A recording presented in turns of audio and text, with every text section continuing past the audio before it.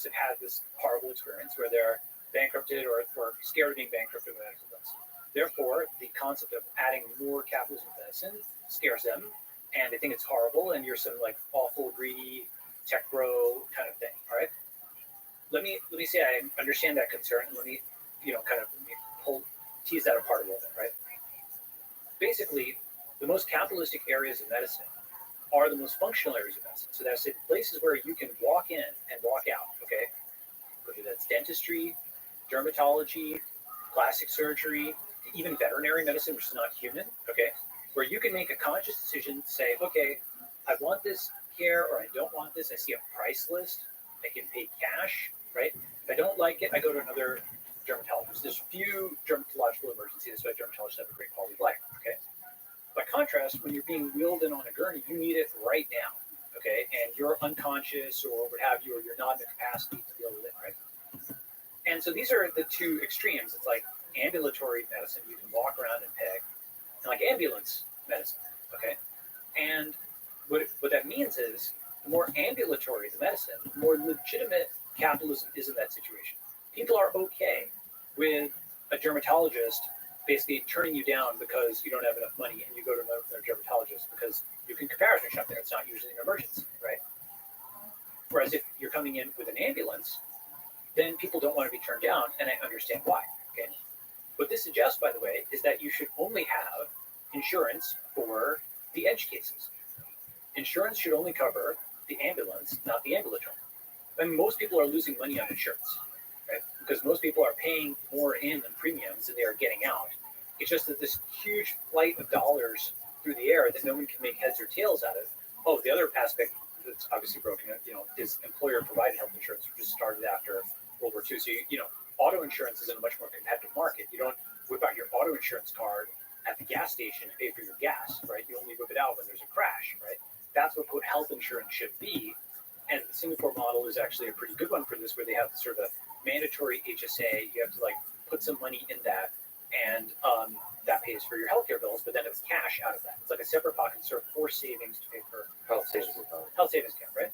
The thing about this is, once you realize, well, first, ambulatory medicine is capitalist medicine. Ambulance medicine is socialist medicine. Okay, you want to shift people more towards ambulatory. Guess what? That's in their interest as well.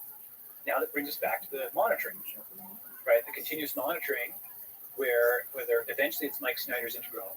The V1 is the quantified self, and the Apple Watch, and the continuous glucose meters, and the VN is the Mike Snyder Integral.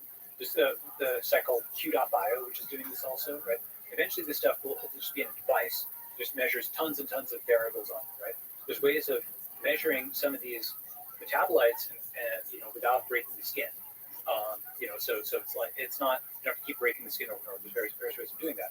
So now you've got something where you've got the monitoring, you've got the dashboards, you've got the alerts, and just like this Larry Smarr guy that I mentioned, the Measure Man, you might be able to shift more and more things to ambulatory. And one of the things about this also is the medical system is set up in a bad way, where the primary care physician is the one who is not the top of their class, but the guys who are at the bottom of the pinball machine, the surgeons and the radiologists, once your stuff is already broken, okay, they're the ones who are paid the most. So a lot of the skill collects at the post-break stage, right? Where you actually want Doogie Howser MD is at the upstream stage, okay? So you want this amazing doctor, right? How can we get that?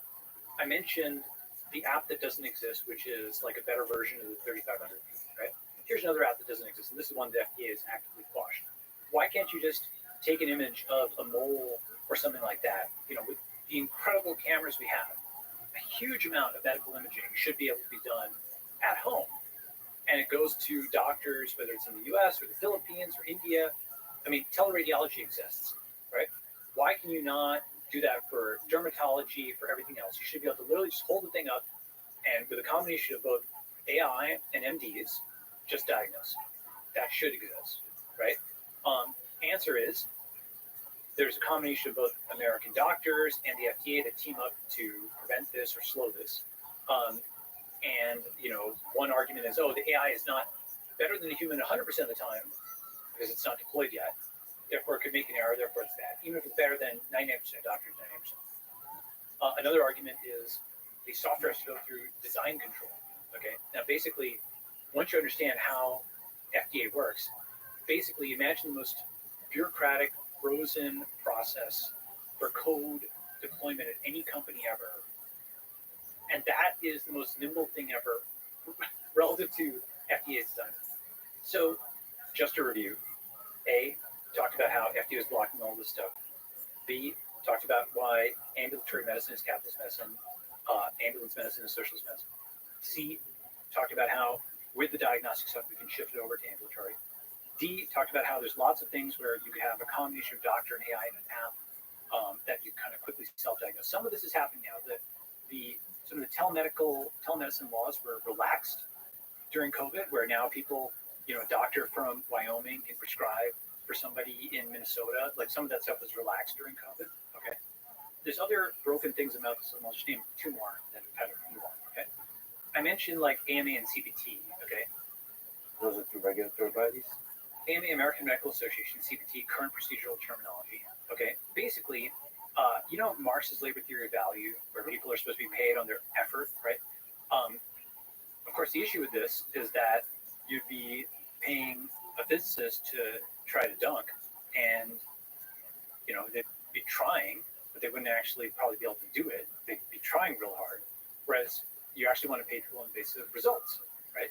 Cheaply attained results are actually better than expensively attained non-results, perhaps obvious. Okay.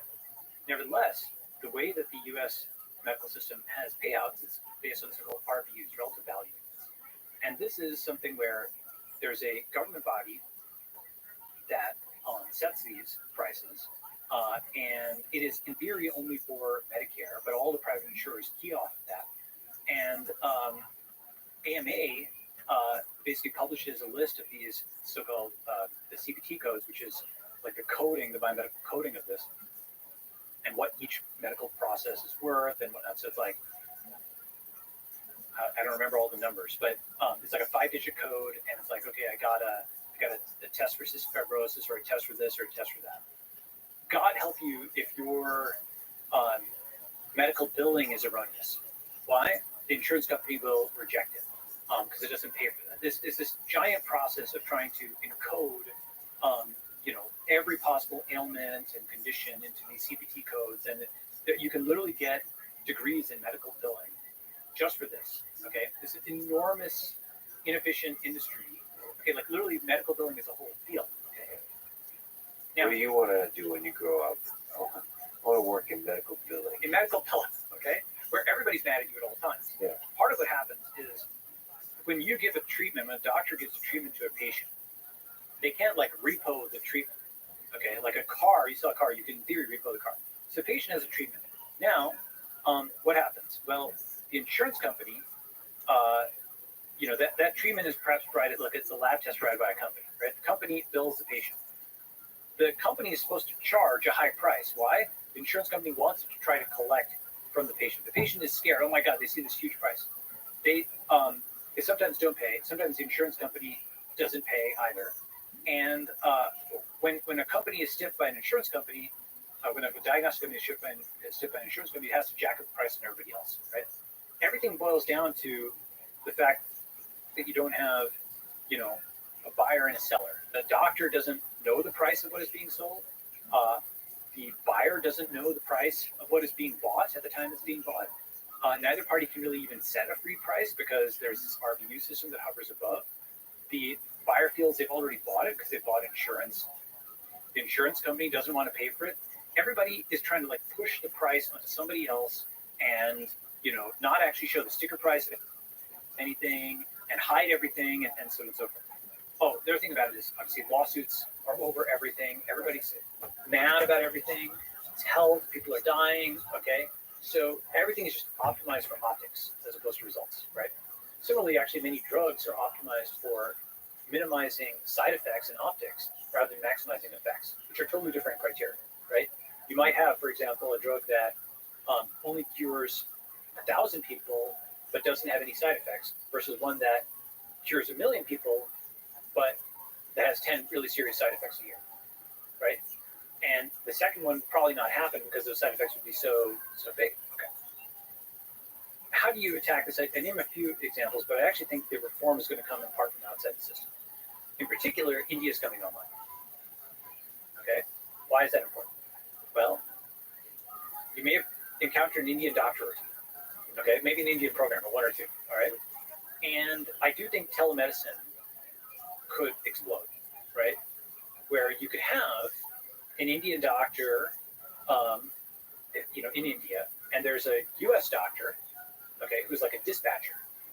You see what I'm saying? Yeah. They've got all these other Indian doctors behind them. They've got a telemedical app, and you are now doing something where these relatively inexpensive Indian doctors who are vetted by the American doctor or the doctor in the jurisdiction of the license become the back-end doctors of the world. To some extent, it's already there with teleradiology and other kinds of things, right? But now that you've got literally like 1 billion Indians who just come online, okay, you have this huge pool of folks who have a different attitude towards medicine. For example, it's a lot more cash payment there. For example, India is big on generic drugs. For example, during COVID, it had something called Rogi Setu, which is a national telemedicine app. Okay, the US wasn't able to ship that. In some ways, India's digital infrastructure, again, you'll have to read a post called The Internet Country by tigerfeathers.substack.com, and you'll see that actually India's national software infrastructure is surprisingly good. It's not as good as China's in some ways, but it's like better than the US's, which is like healthcare.gov and like non-existent. It's like kind of impressive how good some of India's software is. The fact that it exists is good. So you have all these new doctors coming on. India cranks out generics, right? Telemedicine is now more legal in the US, and you have cash payment in India, right? And in a lot of other places. You don't have the whole insurance, employer health thing. And this market is growing.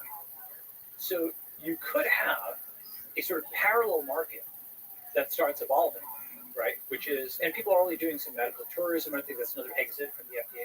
You have a parallel market that starts evolving that just starts on fundamentally different premises. Just cash for everything, right? There's downsides with cash for everything. There's a huge upside with cash for everything. Cash for everything means you get customer service from the doctor. It means the prices are actually visible. It ideally pushes you, again, towards more ambulatory medicine rather than ambulance medicine. It is monitoring, constant monitoring with the quantified self and whatnot, as opposed to just let your system fail and then wheel you in, right? There's a reputational bridge because now we've had a couple of generations almost of Indian doctors in the US, so people know that there's some very competent Indian doctors. They're a good chunk of AMA, and so that they can sort of lobby for this. And you have plenty of Indian engineers. Now, I'm not saying India alone is a panacea, but I do think that this is a large enough parallel market to start doing interesting things. And you could see sort of medical tourism, medical migration, to where it gives India an opportunity to basically let go of the constraints of the FDA.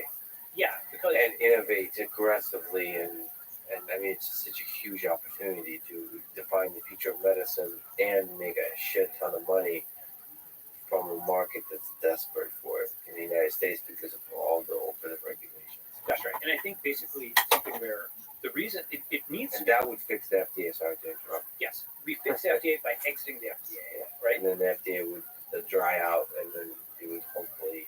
It might reform. It might dry out, right? And this is, why people are, for example, they're traveling across borders, they're getting orders from Canadian pharmacies. A lot of this type of stuff, we can start to build alternatives, right? I mean, India's generic industry is really important because it just doesn't enforce American IP there. So generic drugs are cheaper, right? And it's quite common. It's been around for a while. So there's enough proof points there where, again, I'm not saying a panacea. It's going to be something which will require like American and Indian collaboration. I think there's going to be a lot of other countries and so on that are involved. But you can start to see another pole getting set up, which is a confident enough civilization that is willing to take another regulatory path, right? And that is in some ways doing better on national software than the US is, and it has enough of a bridge to the US that it can be that stimulation which you need, which is kind of something that outside poke, right? I want to talk about India, but let me just kind of wrap up on this big FDA biomedical kind of thing, right? With the book, The Network State, the purpose of the network state, I want people to be able to build different kinds of network states. I want people to build the vegan village. I want people to be able to build a if they want to do the Benedict option, like a Christian membership, if people want to do different kinds of things, I'm open to many different things, and I will fund lots of different things. For me, the motivation is just like you needed to start a new currency, Bitcoin. It was easier to do that than reform the Fed. I think it's easier to start a new country than reform the FDA, and so I want to do it to, particularly get to longevity, right? Meaning longevity enhancement, right? What does that mean? So, in an interesting way, and this will sound like a trite statement, but I think it's actually a deep statement. Maybe hopefully try to convince you it is. Crypto is to finance sort of what longevity is to, currency and medicine. Why? It inverts certain fundamental assumptions. Okay, so at first, crypto looks like traditional finance. It's got the charts and the bands, and you're buying and selling something. But what Satoshi did is he took fundamental premises and flipped them. For example, in the traditional macroeconomic worldview, hyperinflation is bad, but deflation is also bad. So a little inflation is good, right? In the traditional macroeconomic worldview, it's good that there are custodians, banks that kind of intermediate the whole system, right? In the traditional worldview, every transaction needs to be reversible because somebody can make a mistake, and so on and so forth, right? In the traditional worldview, you don't really have root access over your money. Satoshi inverted all of those things.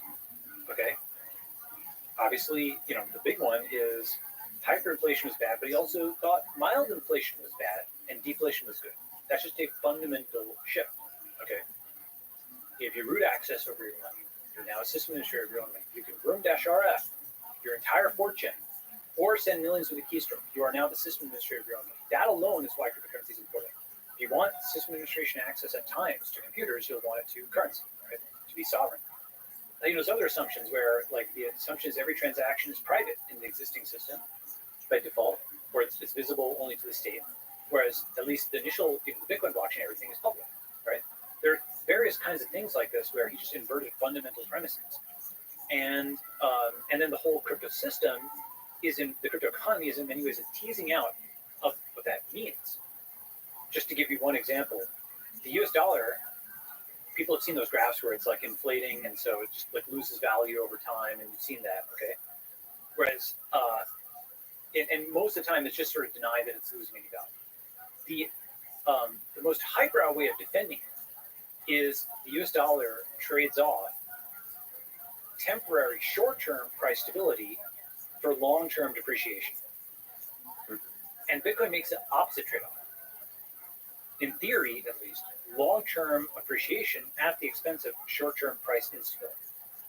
Because, there's the whole plunge protection team and so on. Basically, there's various ways in which, quote, price stability is tried to be maintained in the medium term at the expense of long-term depreciation. You need like a reserve of assets to keep, stabilizing the dollar against various things. So what does crypto medicine look like relative to fiat medicine, to make the same analogy, right? The existing medical system, it assumes that a quick death is bad, an early death is bad, but also that living forever is either unrealistic or impossible or undesirable, that you should die with dignity or something like that, okay? So a little death is good. That's the existing medical system. Whereas the concept of life extension and, David Sinclair and, what you call health span rejects that fundamental premise. And it says, actually, the way to defeat cancer is to defeat aging. Aging is actually a programmed biological process, and we have results that are showing stopping or even reversing aging in some ways. And so now, just like with the other thing, you say a quick death is bad, and so is actually death itself, right? So we actually want significant life extension. This is similar. It's very similar to what the projection of the fiat system, right? The fiat system says a little inflation is good. Fiat medicine says a little death is good. Bitcoin says actually no inflation, just get more valuable over time. And crypto medicine says actually let's extend life. This leads to all kinds of new things where you start actually thinking about, all right, how do I maintain my health with diagnostics? How do I take control of my own health with decentralization of medicine? All the stuff that I've been describing sort of fits, like longevity is traditional medicine, as crypto is to traditional But currency.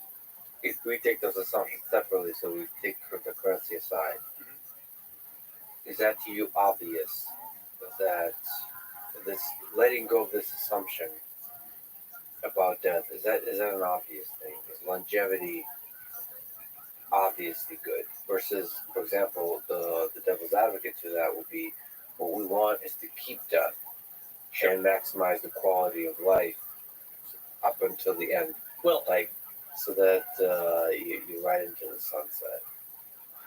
somebody who was listening to the whole podcast would say, well, Balaji, just a few hours ago you were saying this gerontocracy runs the U.S. and they're all old and they don't get it, blah, blah. And now you're talking about making people live forever, so there's never any new blood to wash that. Ha ha, what a contradiction, right? It's funny that you're so important. How you living, big dog? All the topics we covered and the All right. Well, just trying to anticipate. cool. Right? We're just chilling. I think the argument Why? on that is Why not, B? so long as you have a frontier, it is okay for someone to live long. Okay? Dog. So long as people Shout can out to exit somewhere, Aframashiach. number one. That Two, person In order fucking for us to go changed and, colonize new planets philosophy and so on, forever. if you do want to get to Mars, if you want to become, Star Trek and, what have you, Wow. probably going to need to have, That's fucking wow, shit. like, just to survive a long flight, so to speak, Oh, multiple man. light year flight, you're going to need to have life extension. So to become a pioneering, interstellar kind of thing. I know that seems like it's the kind of thing which sounds like, okay, yeah, when we're on the moon, we're going to need shovels. It sounds like a piling a fantasy on top of a fantasy in that sense, but it's also something where if you're talking about the vector of our civilization, where are we going? Well, I actually do think it's either anarcho-primitivism or optimalism/transhumanism. Either we are shutting down civilization, it's degrowth, it's Unabomber, etc., or it's the stars and escaping the prime number base. It's like, to me, it's obvious that we're going to, if we're to survive, expand out into space. Yes. And it's obvious that once we do, we'll look back at anyone, which is currently most people, that didn't think of this future, didn't anticipate this future, work towards this future as Luddites, like as people who totally didn't get it. It will become obvious. Right now it's impossible, and then it will become obvious. So yes. It seems like, yes, longevity in some form. I mean, there could be a lot of arguments in the different forms longevity can take. But in some form, longevity was a prerequisite for the expansion out into the cosmos. That's right. Expansion of longevity. Damn, There's bitch. also like a way to bring it back to Earth to an extent, which is how were societies used to be judged. You may remember people used to talk about life expectancy as a big thing, right? Life expectancy is actually a very, very, very good metric. Why? It's a ratio scale variable. There's like 4 different class of variables statisticians talk about. Ratio scale is like years or meters or kilograms. Okay. Then you have interval scale, where plus and minus means something, there's no absolute zero. Then you have ordinal, where there's only ranks, and plus and minus don't mean anything. And then you have categorical, like the Yankees and the Braves are categorical variables. They're just different, but all you have is the comparator operator, whether you have a ball, you don't have a rank. Okay. So ratio scale data is the best because you can compare it across space and time. If you have a skeleton that is like, 2 meters tall, that's from 3,000 years ago, you can compare the height of people from many, many years ago, different cultures and times, right? Whereas their currency is much harder to value. That's not like a ratio scale variable. Other things are harder to value across space and time, right? So life expectancy is good because as a ratio scale variable, it's a very clear definition, right? Like when someone born, died, those are actually relatively clear. But most other things aren't like that. That's why murder or death, that it can be scored. It's unambiguous. It's done when it's done. Whereas when did somebody get sick?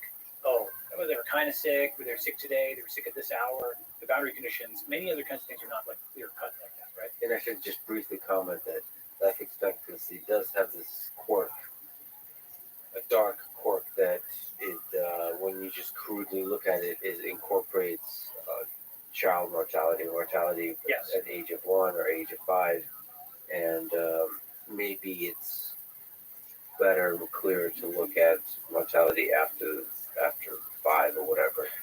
And that's still, those metrics still hold in interesting ways and measure the progress of human civilization in interesting ways. Yeah. That's right.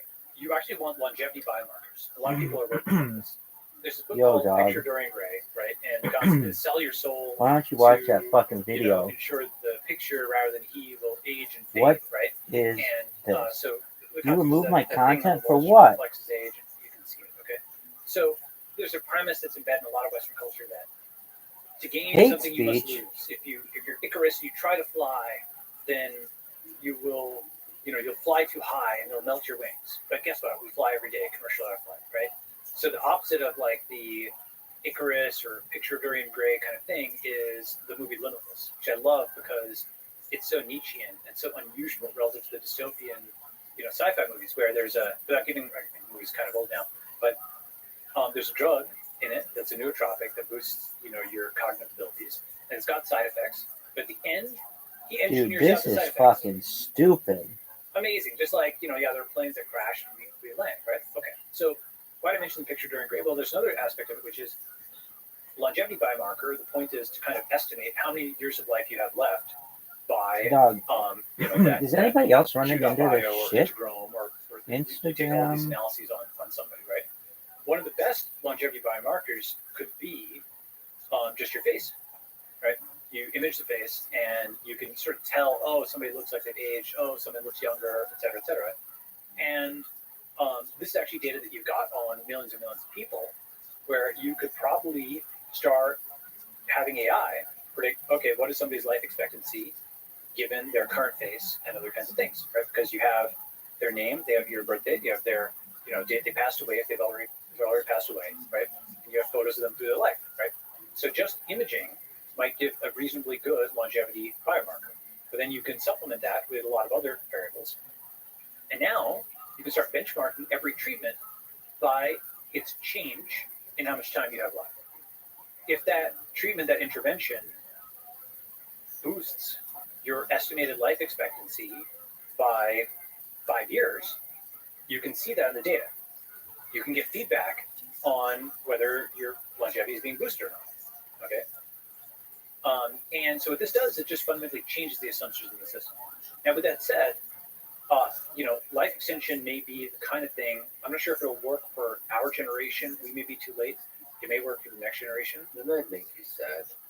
Well, I've got something. You're the last generation. Could be, but I've got something for you, which is I call it genomic reincarnation. Okay, this one you probably haven't heard before. I've tweeted about it. Okay, so by the way, good time to mention that your Twitter is one of the greatest Twitters of all time. Well, Lex Friedman has one of the greatest podcasts of all time. You guys should listen to the Lex Friedman podcast, which you may be doing, right? Which you may be doing right now. Yes. Yeah. Well, thank you. So, what was the term again? Sorry, genomic. So I call it genomic, not resurrection, but genomic reincarnation. Okay. So here's the concept. You may be aware that you can synthesize strands of DNA. Okay. There's sequencing of DNA, which is reading it, and synthesizing DNA, which is like creating. What the fuck? What's interesting is you can actually also do that at the full chromosome level for bacterial chromosomes. Remember that thing I was saying earlier about the minimum life form, that Craig Venter made?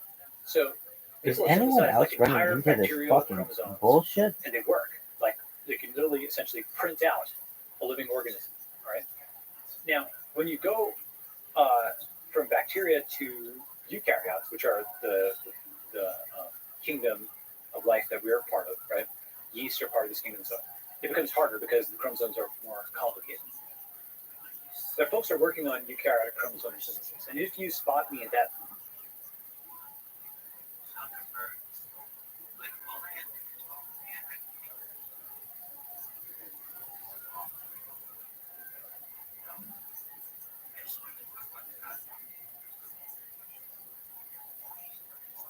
dude, why is it? This is a problem on iOS. This is the worst. Zuckerberg, you're the worst. Everyone hates you. Your platform is so shitty.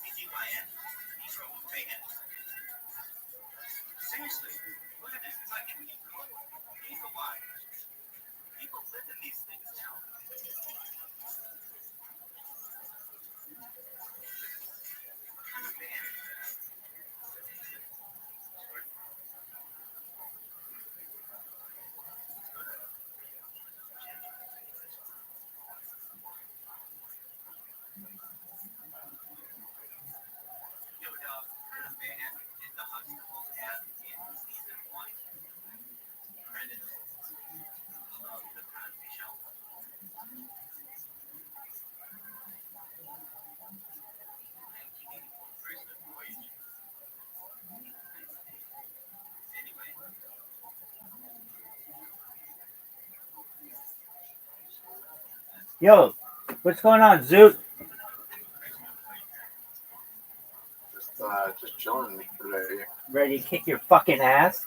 You ready to lose 10 times in a row? 7. 7. Okay, I'm ready for that. The over under 7. All right, get ready to rock, big dog. Alright, give me a second. Take all the time you need. I'm ready. All right, big dog. I'm very happy that your bag has performed the way that you want. What? I'm happy that your cryptocurrency investments have worked out the way that you want. They're going down today, but that's usual. Dog, I would buy everything in Doge right now if I were you. That's what I was thinking. Dude, that will make you a lot of money. I'm telling you. Listen to me on this one. I mean, it's not. I know, dope. Here's why I think it's going to be big. It's already has like a meme. Elon Musk already thinks it's big, and it's just going to grow as Trump takes the presidency. Yep.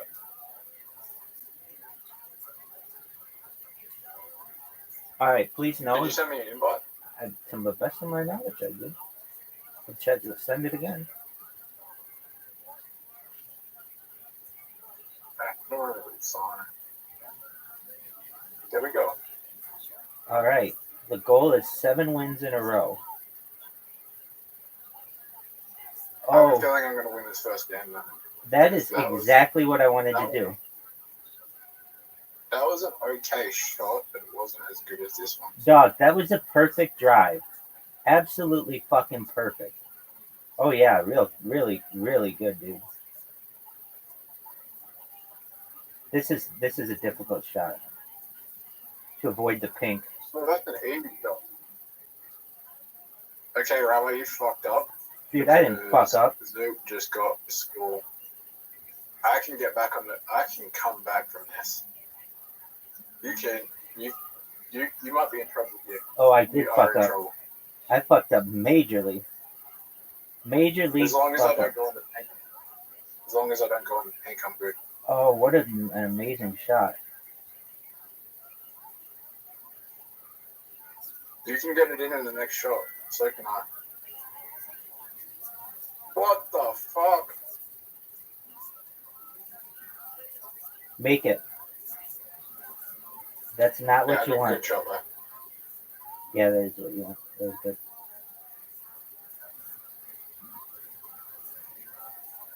You have somewhat of an easy shot. Tied after 1, folks. How does it feel to have the lead and screw it? Oh, you can get a hole in one here.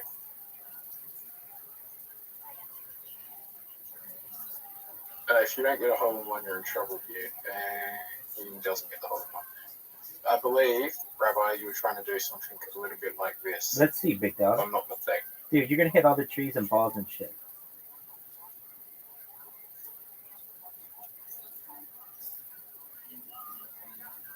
I think you're trying to do that.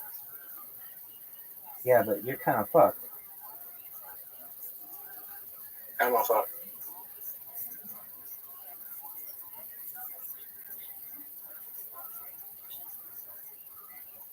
You just get me the win. Let's see your win. Rabbi, What up, pimp? How you? bro, I just went through like a whole on Friday, and I was trying to figure out how you were like in so many discourses at once. And, Well, I understand now. being sexy is a part of it. What's good in your neck of the woods? Oh my! How do you have so many computers? I bought them. That's smart. I stream my life 24 hours a day, 7 days a week, 365 days a year for world peace. I don't want war anymore. So I've dedicated my life to essentially capturing every moment for the last 3.5 years. You can literally go back on my streams and watch my life like a time capsule for society. Do you get paid for it? A little bit. A rabbi who doesn't love war. That's right. That's good. I Rabbi, so many PCs in here. Word, dog. Rabbi, Yeah, big dog. Rabbi, how long? Thank you for that. If you're wondering, Lori, we are playing a game. You can play if you want. It's called, well, we're playing mini golf, like miniature golf. If you want to play, it's just an app that you download on iOS or Android. That's exactly what I wanted to happen. I did not want to have to go through everything. I just want to play this game. Well, hey, Sophia, how are you? Oh, okay, Sophia found.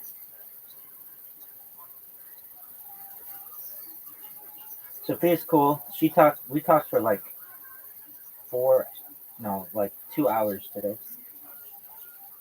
Oh, look at this shot. You just get a hole. No. No.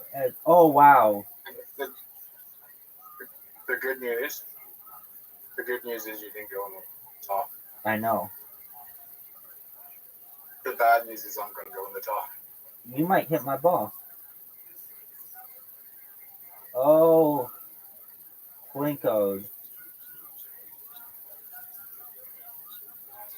The bad news is you're going on the top. Wow, is this bad? Is it as bad as my shot? But I'm going to the top.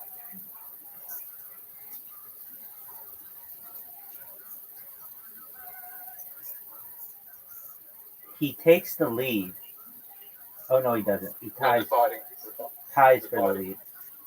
I hate this hole. I hate it as much as you do. Somehow you got the perfect shot. Yes, There couldn't be a more perfect shot than what you just got. I think it's pretty good, my friend. No way. Not as good as that.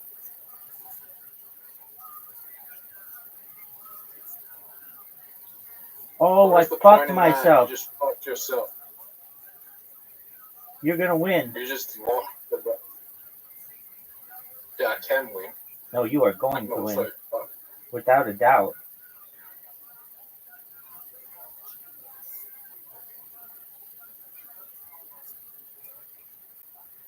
Take me out, big dog. Yay, Zoot won. That's what I'm talking about. Now you're making it competitive. All right, that was an exhibition. Yeah. Wow, that was impressive, dog. I won the first game.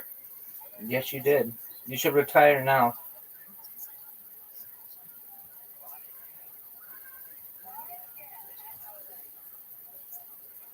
First shot ever. Oh, that's not what you wanted, but it's close. You're really good at this It's not where I hole. want to be. I think you're really good at this hole. I mean, I've got it in 2 shots before.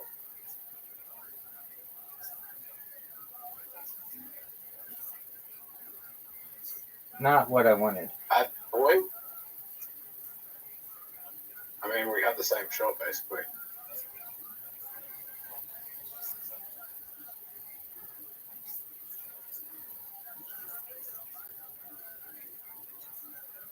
Get in his way. It did not. I win. You tie. I have a feeling, Rabbi, I have a feeling this is going to be a very close game. I'm gonna win, without a doubt. I give you some advice. Yo, dog. That was terrible. What you want to do is this. Put it in There the is not a black. better. Put it in the black. There is not a better opportunity than this. Dude, you just helped me so much. Did you see that? So I just give you the game. You helped me immensely. I can still come back. No. That's a no. That's a big no. You went I'll well. get it in the next up. Yeah, you could. It would. The odds are not in your favor. Let's see it though. I want you to make it. I want you to make it. And he. You, how close was that? It was amazing. Way closer than I thought you were gonna get. It literally like kissed the fucking pole, and then it was like goodbye. Oh, Rabbi, I know how to do this one. I know how to do this one perfectly now. Okay, let's see it.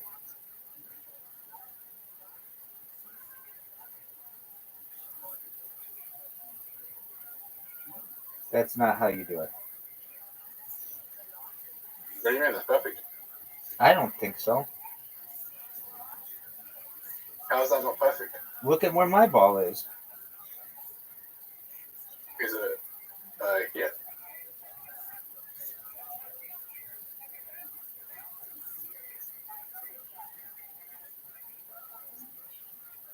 You gotta admit that is the perfect shot. Oh no. Because all I gotta do, Rabbi, is this. Go in the water. Oh, make it. Cool. That was really good. Very efficient. I told you I would have the perfect game. I don't know about that.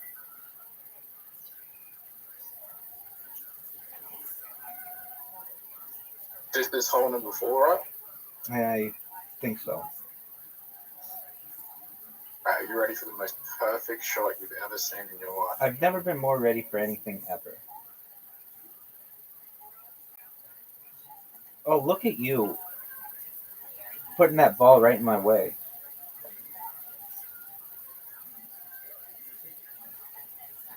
Rabbi, you're sick. What a bad shot. I believe, Rabbi, you were trying to do this. Absolutely not. I saw when you did that was going to fuck up.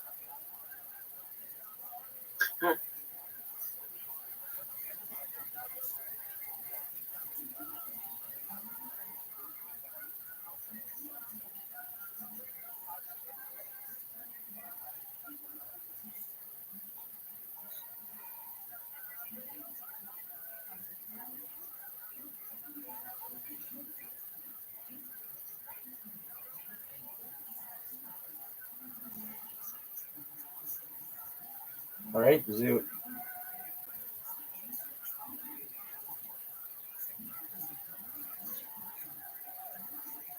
That's what I'm talking about.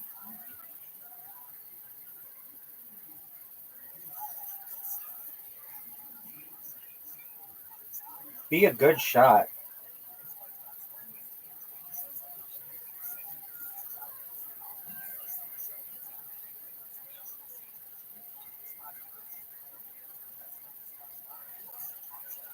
Hold on. Do you want to lick my mouth? Nope. The answer to anything that you're going to say is no. Do you want to lick my bowl? No.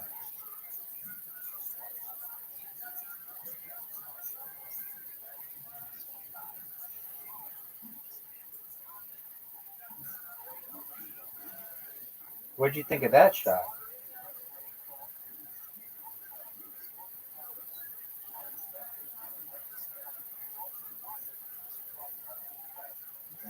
Oh, very good, dude.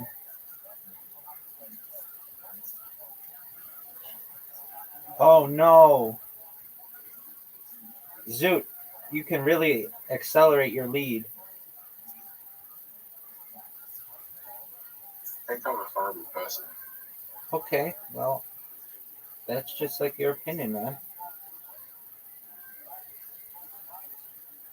Horrible people are like horrible and rich. Cool, man.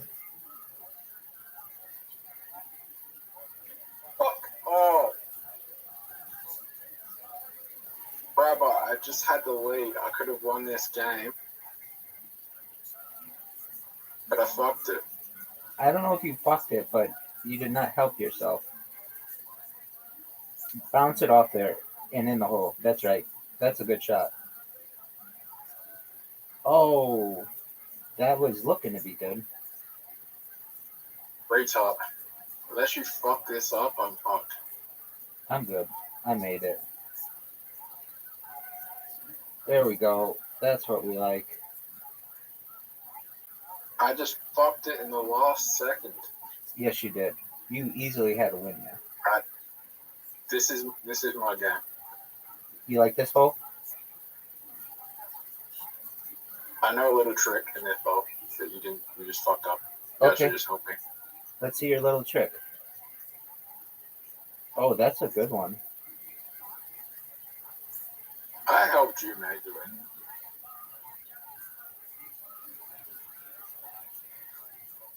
You're gonna get it in the next shot.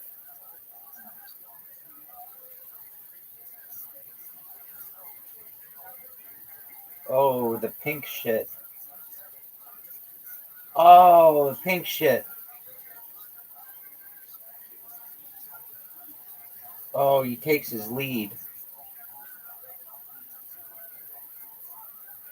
All right. This is an interesting one.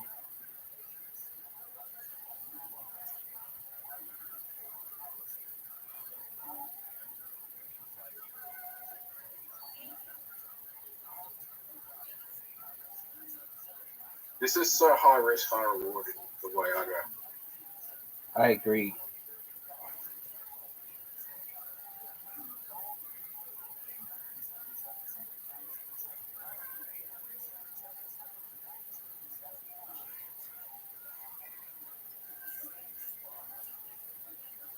Did I fuck up? Stop. Rabbi. Yo, big dog. I Wow. fucked up. You are really digging yourself deeply. All right, there we go.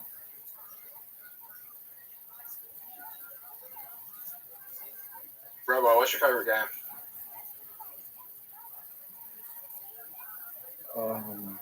Favorite video game of all time?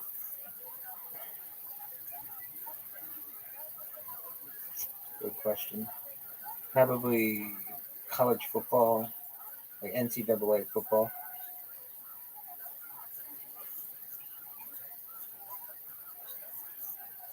Dog, that's a good shot. What's your favorite game? That's a unique take.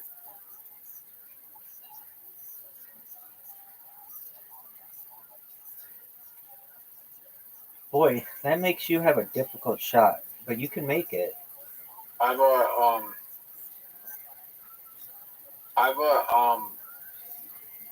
Tony Hawk Pro Skater Underground. That's a good, Tony Hawk Underground. that's a great game. Or Jack 2. Okay. Do you like FIFA? Or like FIFA. Yeah. I'm not good at it. Oh no, that was bad. Do what I did. That's way too hard. I'm not good at it, but it's an okay game.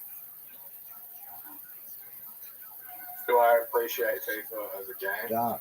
Yeah. Do I like playing FIFA? No, 'cause I'm not good at it. Oh wow, how close is that from going off? Too hard. You like FIFA? Yeah.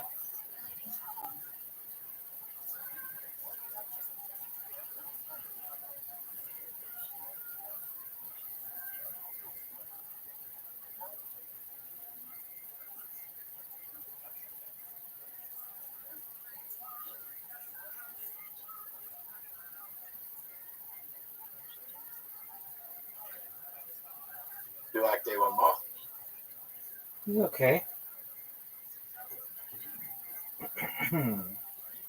That's what I'm talking about.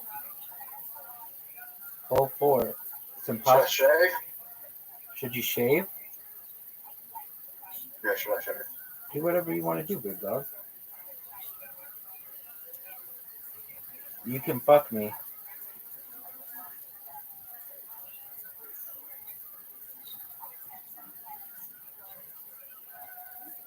Oh.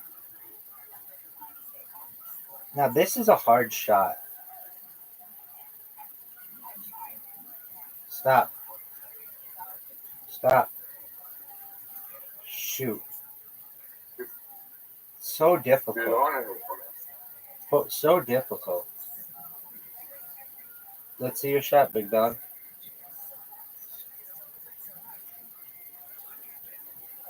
That's not it. That's going all the way back. Oh, no. Hit your ball. That's what I wanted to do. That was perfect. That was perfect, dog. Not as perfect as this shot. Thank you. Stop. How the fuck did that happen? This is a difficult shot. Psych. Oh, what a beautiful shot. What a beautiful shot. All right. And look, I got the most perfect shot as well. No. That's 2 wins in a row. He cheated. I don't think so. I'm going for 300 wins tonight. I'm at 294. Let's see your shot. Hole in one, ready? Yeah. Oh, Fucking hell.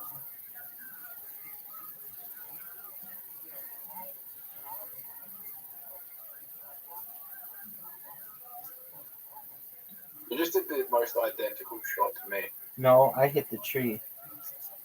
Make it. Make it. Oh, Now, if we weren't grading and we're trying to get like it in for the first shot, we Like- would like I have got just- it in, but like I did? Well, I did. No biggie. Here we go. Oh, that's not what you want to do, Zoot. I believe this is what you were trying to do. No.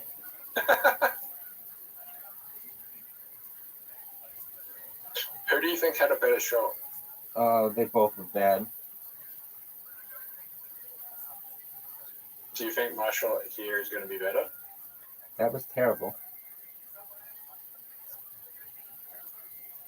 Rabbi, Yeah, dog. terrible shot. I believe this is what you were trying to do. I don't think either of us is going to score.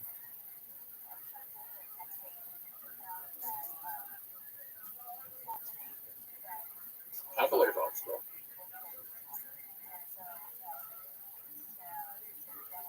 I believe I will score by next shot. Ready? Yep.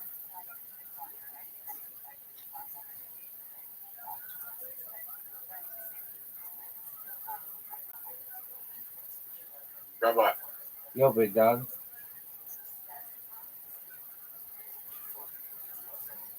are you excited for the Michael Jackson movie next year? I'll probably watch it. I like Michael Jackson's music. His nephew's playing him. Right, I've heard that. You ready for this shot, big dog? It's called Michael. It's just a biopic called Michael, and it has Michael Jackson in it. Michael Jackson's nephew. Yeah, Michael Jackson actually, Jafar Jackson. Are you excited for it? Yeah. Right. Did you like my shot? Too hard. They're gonna do everything about your life from Jackson 5 to all the Bad stuff. bad shit, all that allegations and everything. That'll be very interesting. All,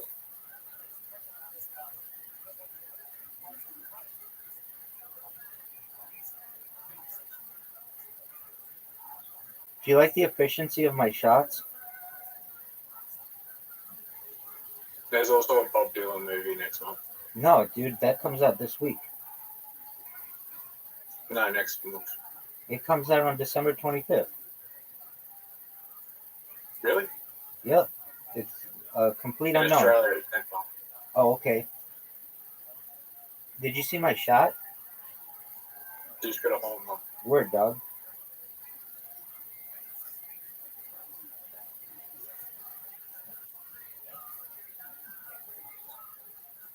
Is that your first home run in this game? This Uh, hole? yeah, this set of a game. Look at this shot. Not what I wanted to do, but actually pretty good. I'll take that shot. I'll take it. I think this is what you're. I think this is what you're trying to do. No.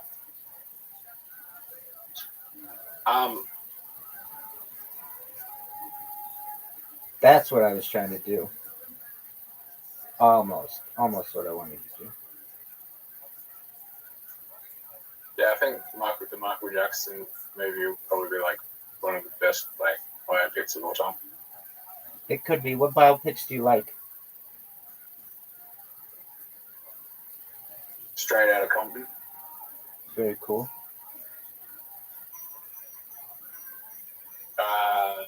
What was Ray about Ray Charles is probably the best biopic I've ever seen. Very cool. That was good.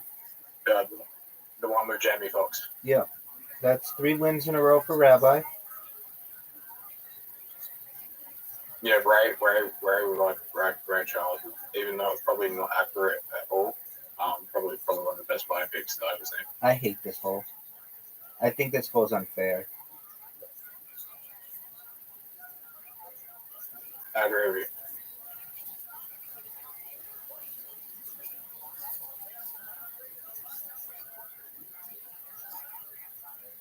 I think you're going to put me in the water, in the top, and then I'm about to do the same thing to you.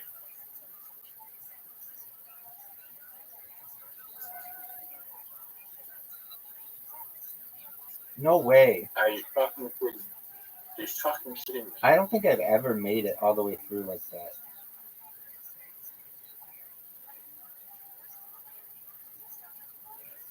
Make it. That looks good. No.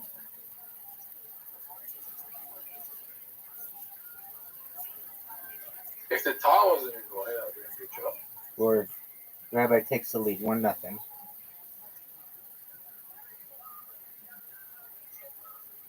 You remember how many times I scored a hole in one in this map? I remember you did it once yesterday. I did it twice yesterday. Okay. Oh, yeah. You did do it twice yesterday. You did it back-to-back games. It was really good. What if I do it again? I'd be proud of you. You might even earn a gold star. But there's no way in hell that I'm doing it again. It's still not a terrible shot. It's just not a hole.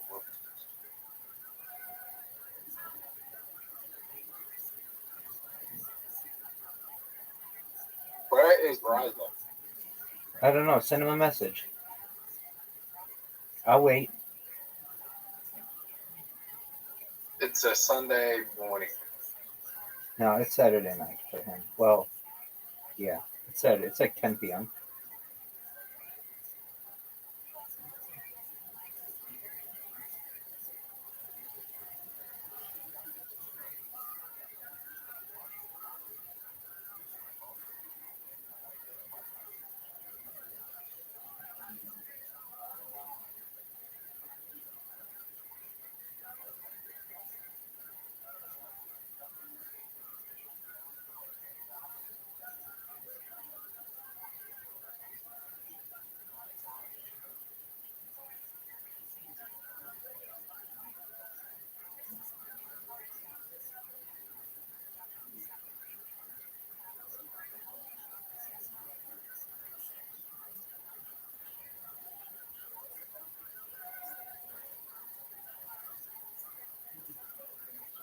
Uh-oh.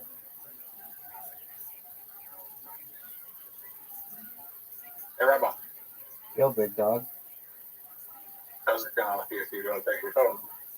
Yo, did you see the new Sonic the Hedgehog? No, I haven't seen the first two. I need to watch the first two.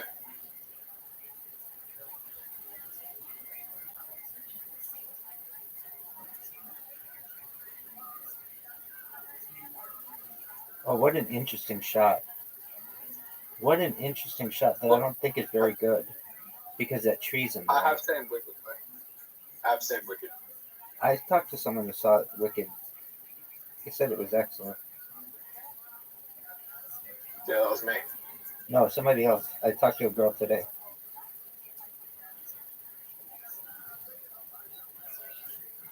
Oh, that was getting there. That was almost really good. There's a few issues with Wicked, though. Biggest issue is that it's 2 parts. Oh, really? So it's not, you don't get the whole movie? Yeah. Oh, that sucks. Dude, what is so difficult about this shot? Show me how it's done, Zoot.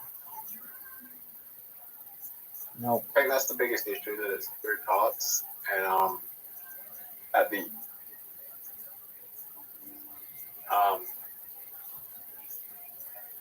and basically the headlining song is at the very end of the movie. Is that the one that's like, what is it? Defining Gravity is called, I think. No, there's another one, isn't there? What? I forget. But it's like, The 2 big songs. The 2 biggest songs are called is The Wizard and I, and then the other one's Defining Gravity, which is the very end song for the first part of Wicked. okay. Those are the 2 big songs.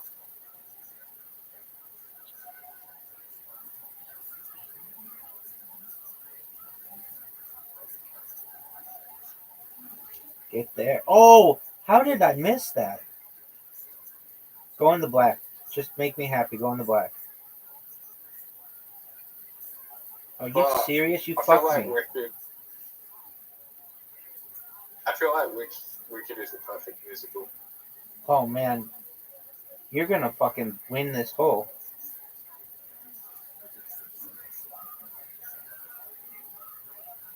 You think it's a perfect musical? All right. I'm ready for this one. You ready? You ready to make it on the first shot?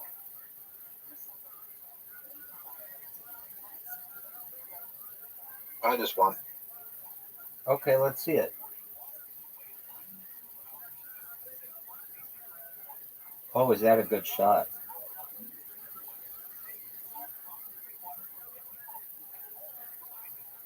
But you give me...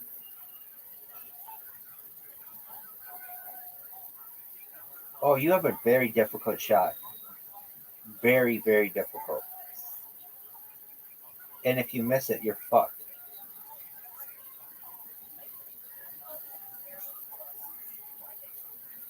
That's what I'm talking about.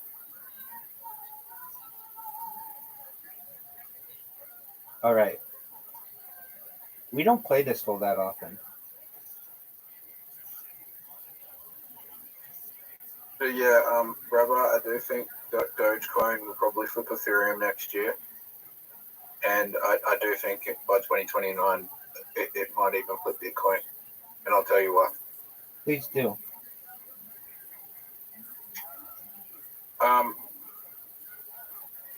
So the first thing, the largest holder of Dogecoin is Robinhood, which is the largest trading stock platform in the world in the US. They would be in trouble if they were holding Dogecoin. It is the thing that has kept them afloat for years. Since GameStop, Dogecoin actually saved them.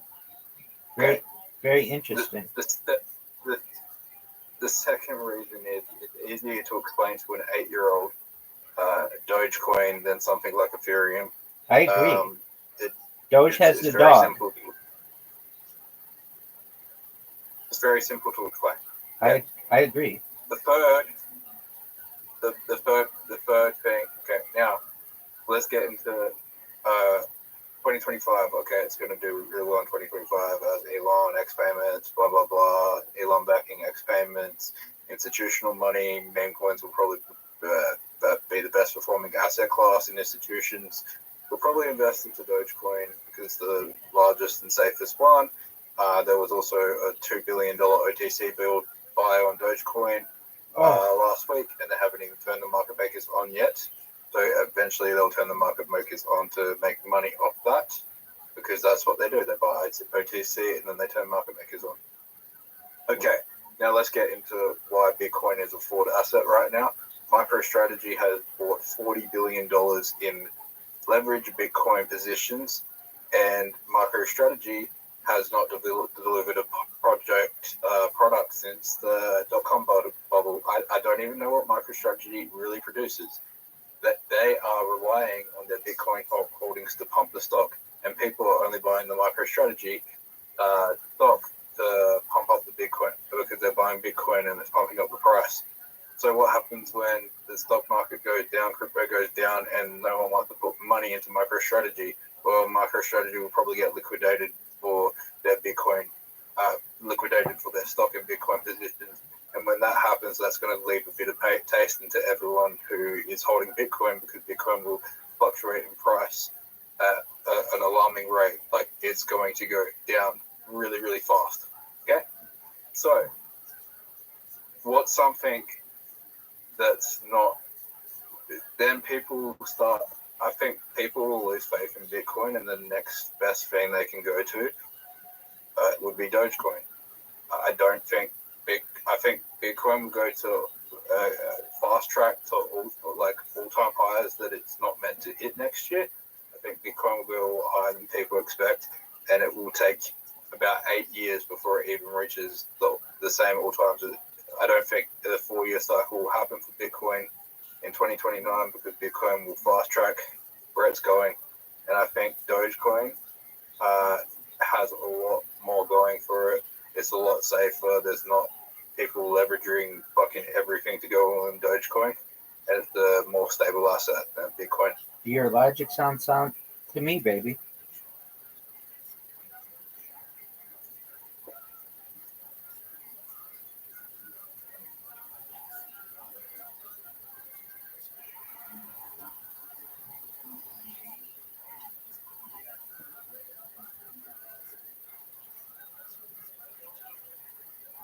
Does that mean I think Dogecoin will be number one forever? No. No, I just think it will be hysterical when Dogecoin flips Bitcoin. dog. I love your logic. I think it's really smart. And it'll be funny as fuck when Michael Saylor gets liquidated. There you go. This is a tough shot.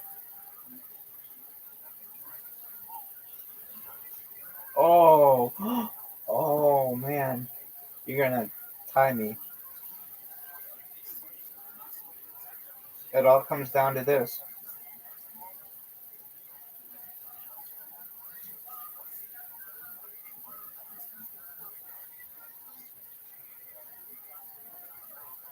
That's basically the perfect drive.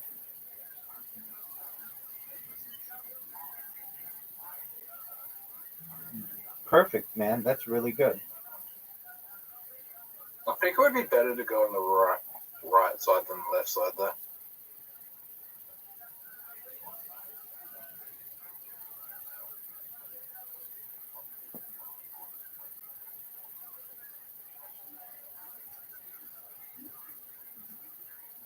I just help you.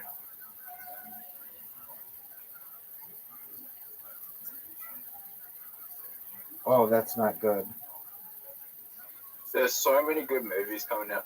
There's so many potential good movies that could be good coming out next year. Dude, what do we do here?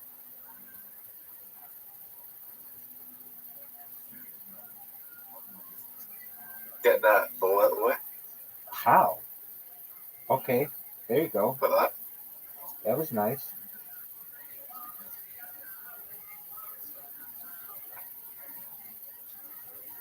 What a great shot. Oh my god, that was a 7 out of 10, to be honest. That's what I was going for. I wanted a Zoot 7 out of 10. Go to be a 10 out of 10. Zoot, that would have won the game. That was an 8 out of 10, to be honest. No, that was a 10 out of 10. Thanks, big dog. All right, I need 3 more wins for 300. I know I told you this. I sent it to you, but I played somebody who played 20,000 games. Were they any good? Yeah, but not like the best person I've ever seen, but they taught me some moves, which is cool.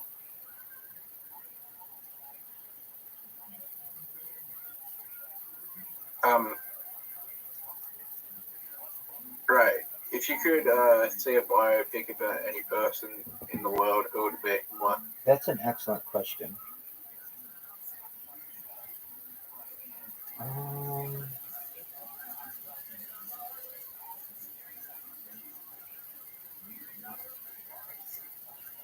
there are a lot of rabbis who I'd like to see, so probably one would be Rabbi Menachem Mendel Schneerson. He's also known as the Rebbe. I think that would be a fascinating biopic. But religiosity aside, um, I would like to see one on Britney Spears. I think would be an interesting one. They could pick some dime to play her. I think Jay-Z would have maybe a cool one. Beyonce would probably have a cool one. I would say Elon Musk would be a really cool one. Joe Rogan would be a really cool one. Um, Donald Trump would be a really interesting one if they didn't just make it a hate fest. I think Trump would be the most interesting to him. Yeah, probably. He's done a lot. Yeah, I could see that. I think Trump would be one of the best movies of all time. It has the potential, Zoot. It also has the potential to just be a hate fest. Did you see W on George W. Bush? No. So that was one of the first biopics that I recall seeing. I saw it in the theater, and it was right at the end of Bush's time in office, or right at the beginning of Obama. Obama would be a cool one too. And Obama does have a biopic on Netflix. yeah, but I want a real one. I don't know. I don't consider Netflix stuff real. I mean, it's just about his time in college, and it was shit, to be honest. Yeah, I want the whole thing. And also, I think it. I don't. I'm sorry. I don't take movies seriously if they're just on streaming platforms. Michael Jordan. Oh, I saw Michael Jordan's Air. That was phenomenal. Michael Jordan's. Did you see Air? Oh, that was an amazing shot. No. Dude, Air is one of my favorite fucking biopics of all time.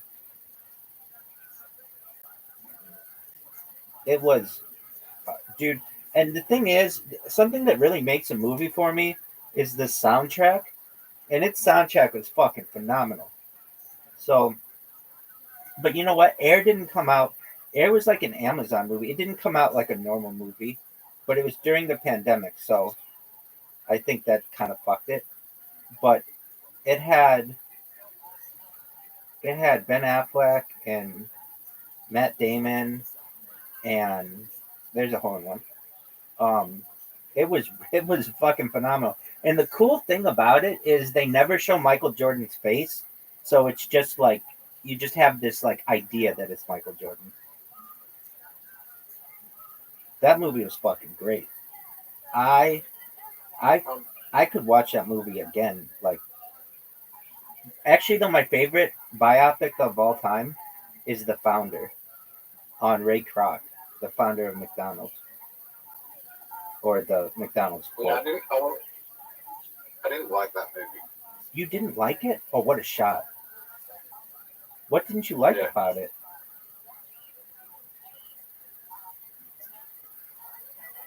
Just didn't feel like it was. I just find it that interesting or intriguing. Dude, I fucking love that movie. I mean, I get why you would. You know, I like The Social Network. So that was a great movie.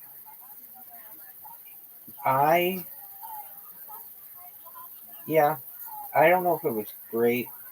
Well,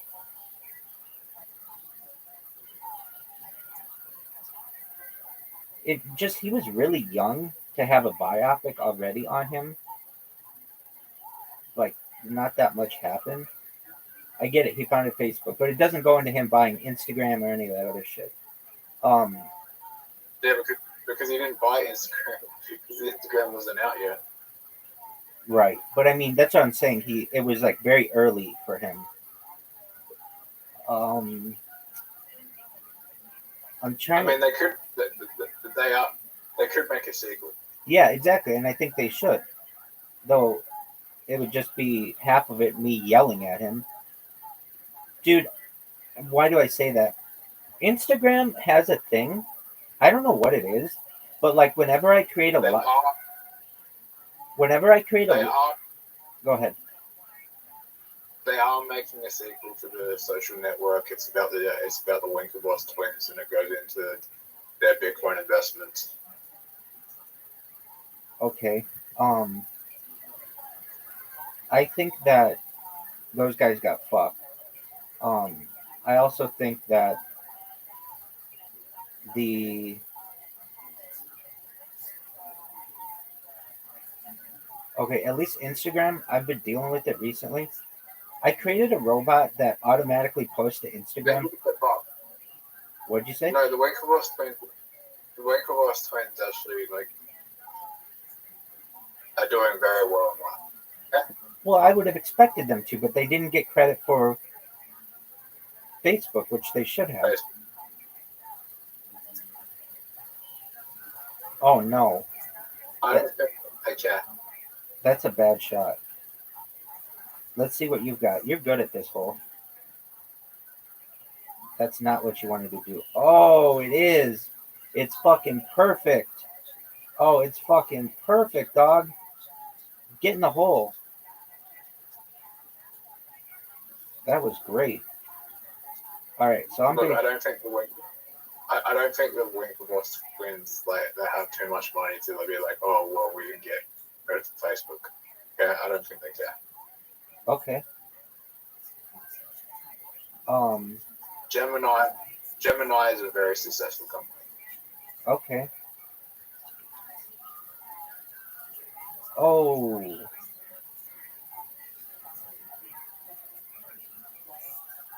I saw one. I don't think it was a biopic, but it was close. It was during COVID or the pandemic, and it was on I Love Lucy, but it was like an Amazon one, and I thought that was really good. It had, I think, Nicole Kidman as Lucille Ball, and that Javier Bardot or whatever as Desi Arnaz. And I really like I Love Lucy, so. Yeah, I just need to check the weather for the week. You do you, big dog. How do you like my shot? Sorry. I just need to check the weather for the week because it's Christmas and the weather's going to be shit. All right, well, you don't have to do that right now. The weather's not going to change. Hit your shot, dog. The weather will change. Hit your shot. Well, then it doesn't matter if you check the fucking weather right now. Get in the water. There you go. Okay, it's Wednesday and Friday. Okay, Friday.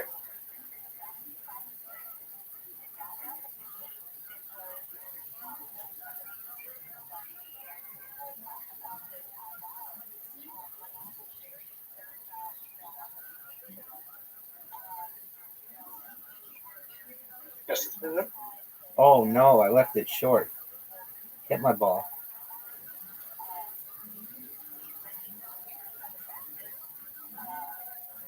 You left it short.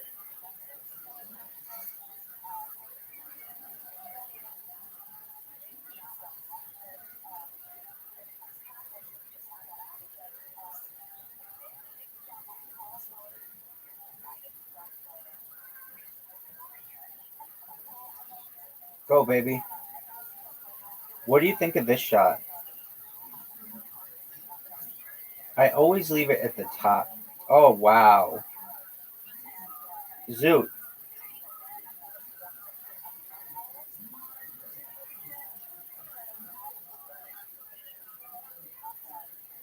Zoot.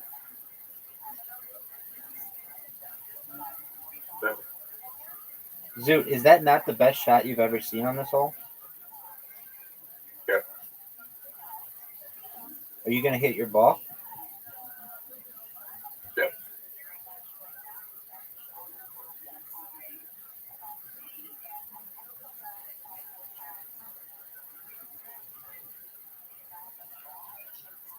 Anyway, I might leave soon. Okay, I would too. If I'd never seen anybody on this hole get it in 2. Did you see that? I've seen someone hit it in 1. No, you haven't. Shut up.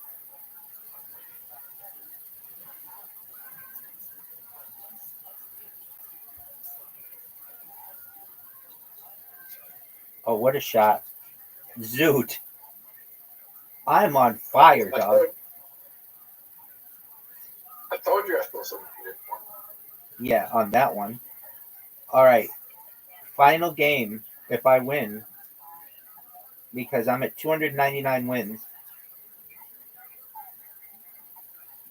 I just had the last few shots I've had, I've never seen anybody do better.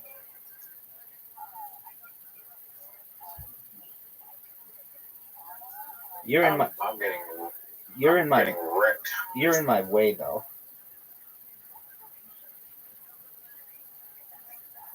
You've got a really good shot. I got a really good shot. Wait. Let me check something.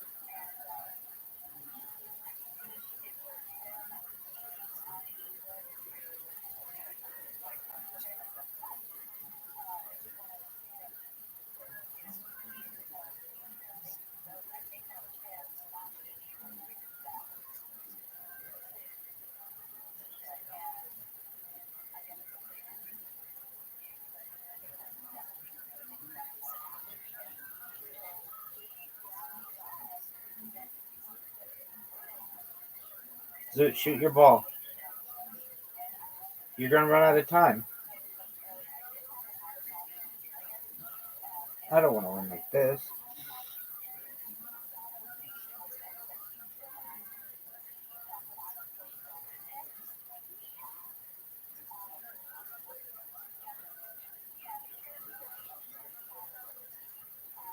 You lost. I don't know if I lost.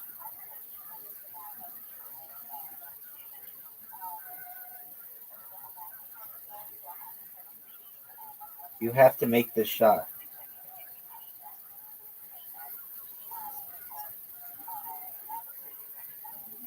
Alright, Rabbi, you ready for the graded? I'm back to full time. Yes, sir. You know I'm not the best at this hole. Like you've never seen anyone do better at this hole. Riser's pretty good.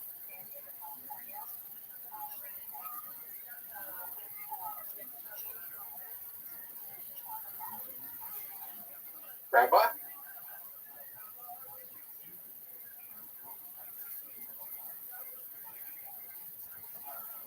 Look at this shot. I mean, who's someone that... Do you think the Luigi guy deserves a biopic? I don't think that motherfucker looks like the guy who shot the other guy, so What do you mean? his eyebrows are different.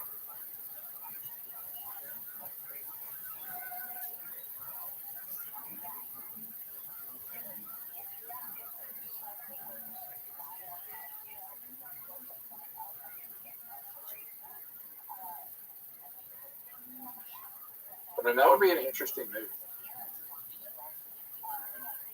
I don't think so. It's just him basically shooting somebody. No, I don't think he'll get a biopic. I don't think that I mean, maybe, but I don't think so. Maybe in the future.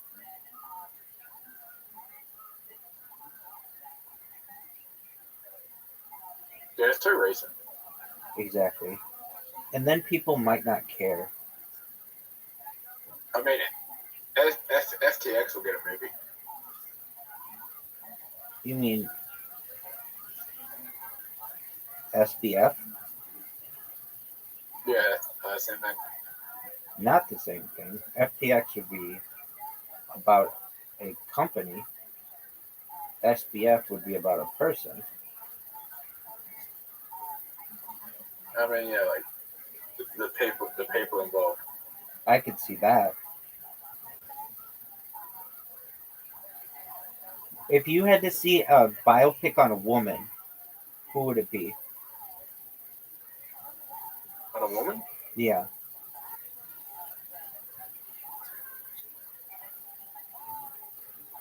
I'll make it.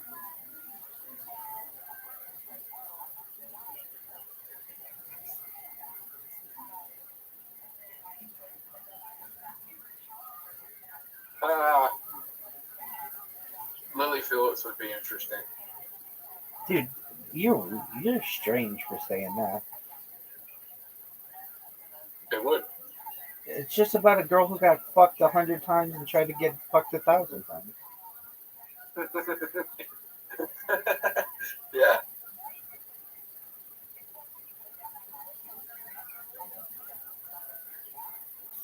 Was that even a? It wasn't a porn, was it? They didn't like stream it or anything, did they? Yeah, they did.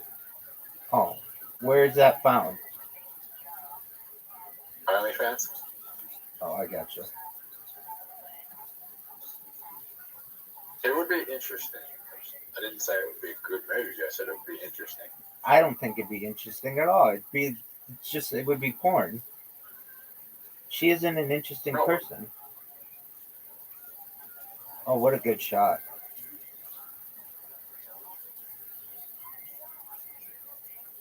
It would be about human psychology. I guess every movie would be about human psychology, though.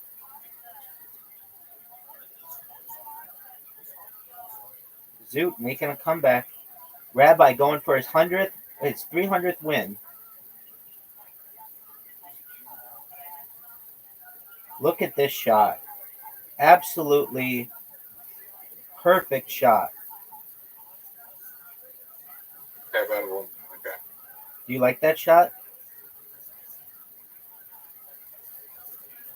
Would you take that shot right now? Yeah. I would as well. It's a fucking perfect shot. Dude, you got a pretty good shot. That thing got in the way. I'm gonna make it in. I'm gonna try to make it in two. Lucky Lord.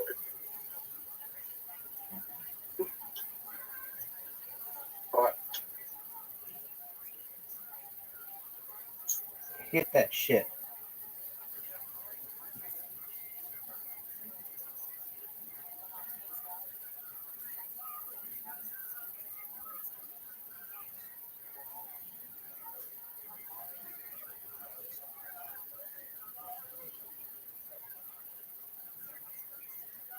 $300 wins. 300 wins, dude. If I had to have my 300th win against anyone, I'm glad it was against you. All right, ready for Ocho? yeah, sure. That's the fun one.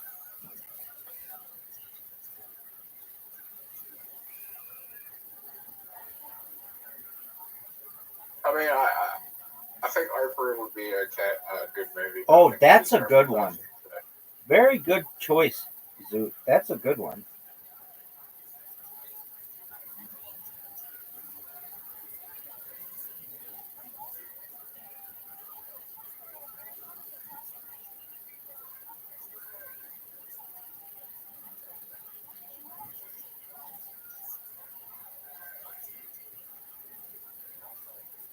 Oh, Hey, how about you go fuck yourself with that kind of gameplay? Don't have a green.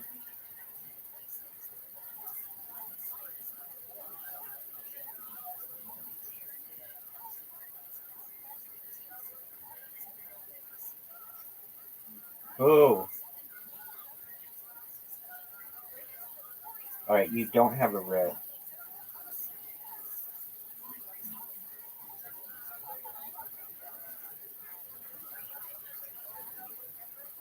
Otherwise, Yuri Kochiyama would be interesting. Who's that?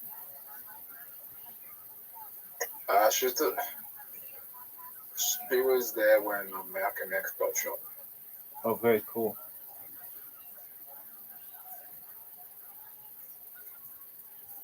Political activist. Dude, my cards are so shitty, dude.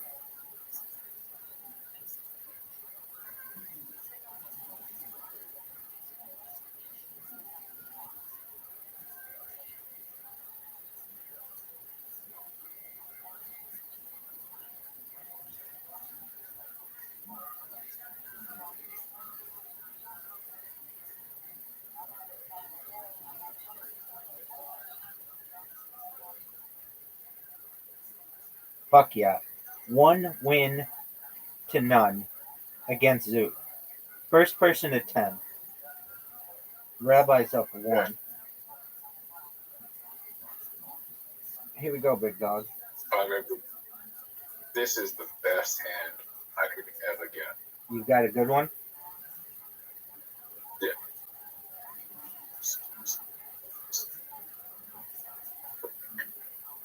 Wow.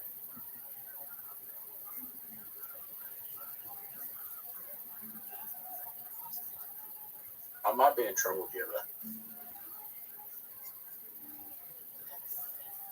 I can't lose. I can't lose.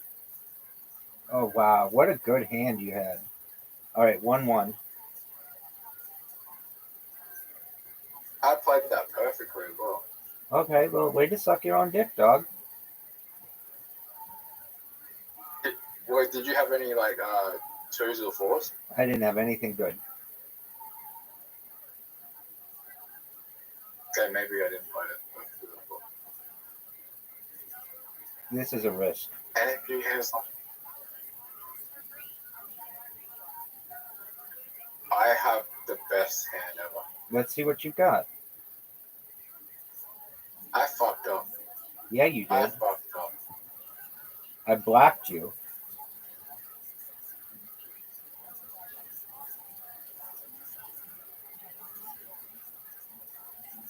Hey, Rabbi, good news. What's that? I have so many cards that I have every single color. I think so.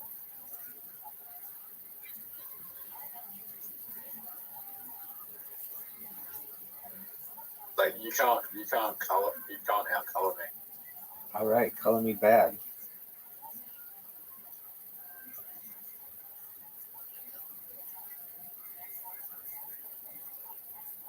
You can't out color me.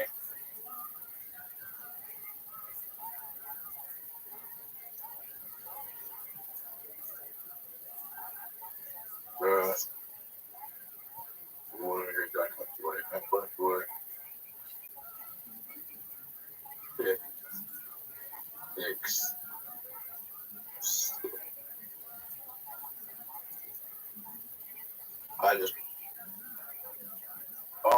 fuck off.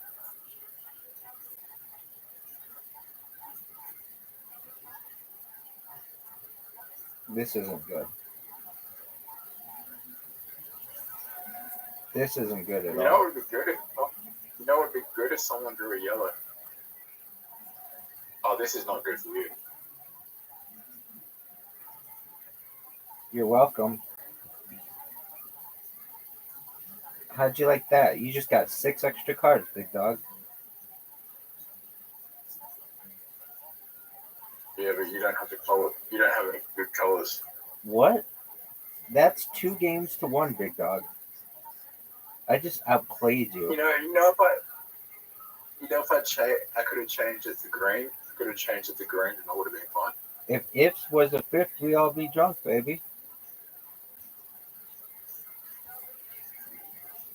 Anyway, How do you like having 4 fucking cards? yeah, I played a little bit too aggressively.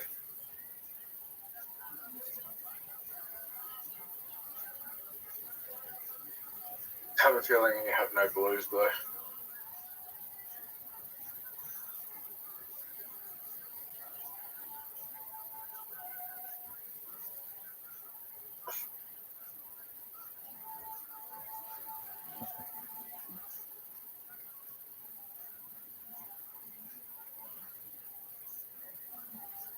I know you have no blues, so you have to draw.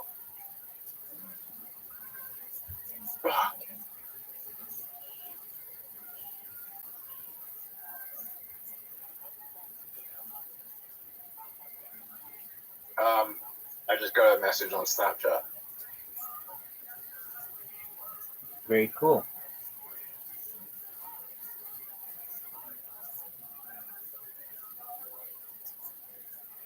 Three games to one, big dog. I am beating you at your own game.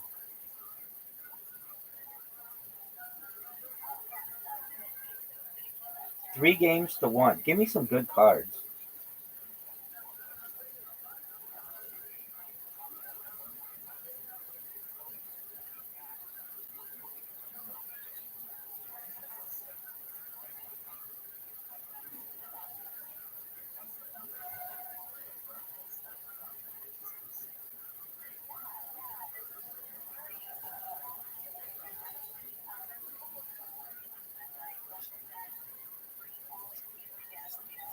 Hey, Rabbi, you ready? You ready to get beaten? Yep.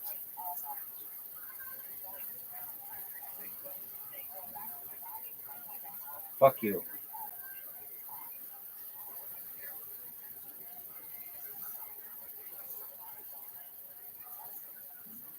They'd be blind right now. Oh, you just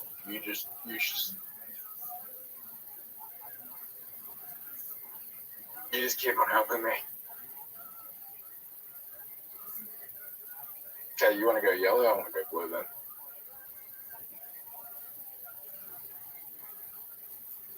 You're in trouble.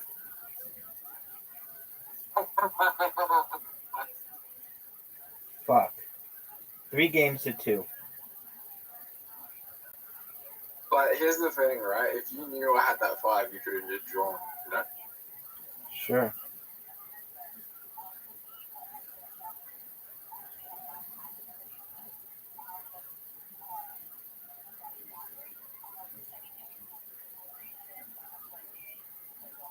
Okay.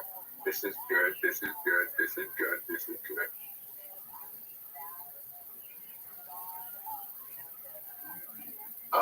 Fucking hell. How did I know that was going to happen? Because I'm good looking. The good news is,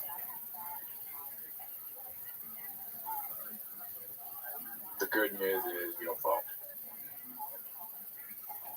Wow.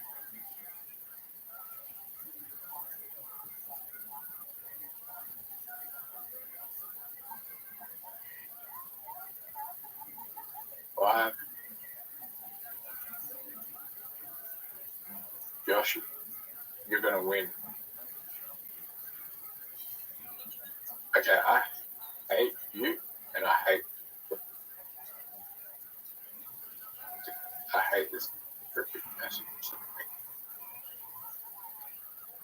Wow. 3 games to 3. What a comeback. There's no way you could have known I had a 3. Yeah, I don't pay attention to that. Okay, 5.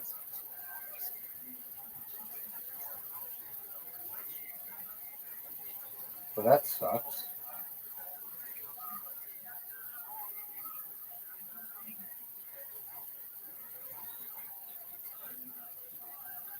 Wow, you're going to win really quickly. My head sucks. Dude, you were down to 1 card.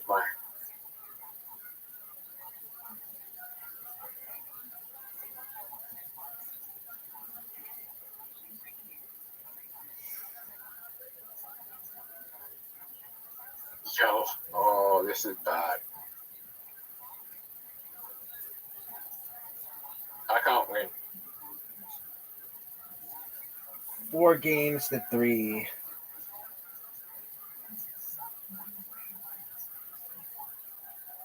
I knew as soon as you put the yellow down, I was like, spot.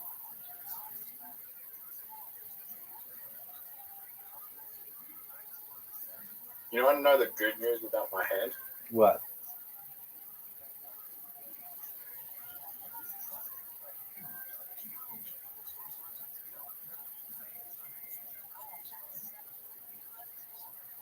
You know what's good about my hand, Rabbi? I have every single color. There you go.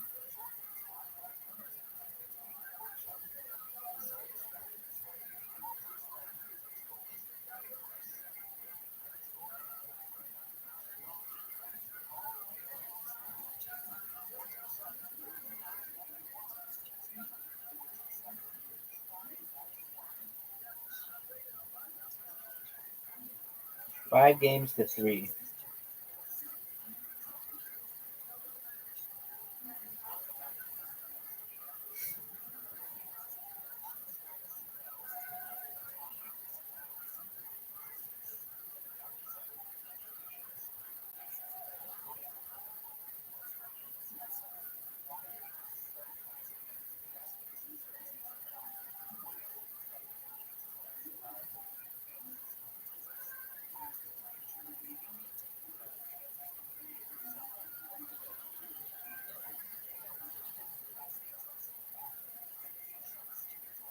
Why are you telling me what you have?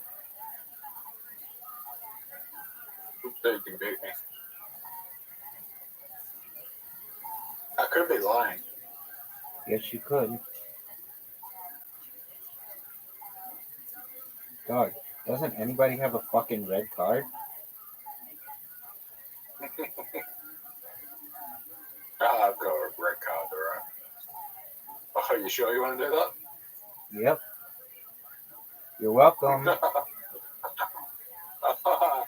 have no idea what you've just done. You have no idea. I'm ready for it. You don't even want to do the. I'm ready for You it, don't dog. even want to do the hand I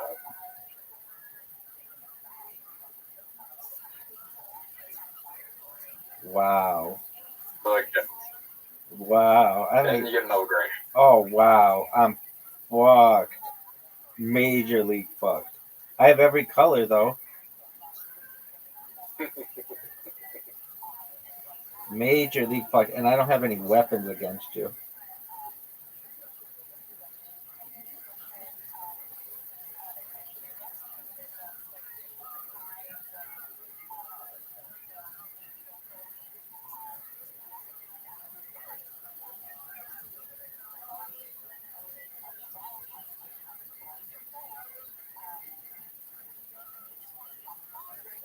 Okay.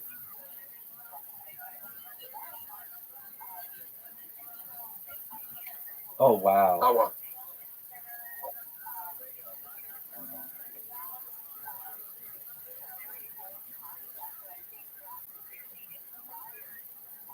Oh, nice.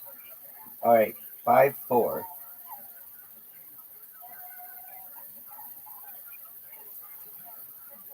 I have a feeling I'll win. Okay. That's a nice thought.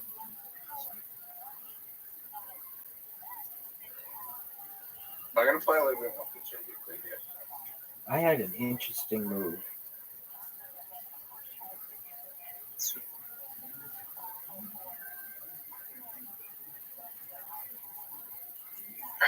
Fuck's sake.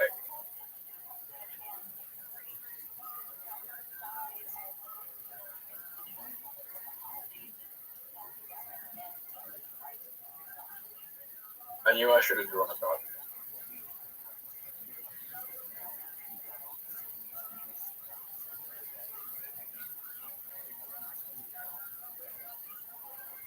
So, Rabbi, Yo, big dog.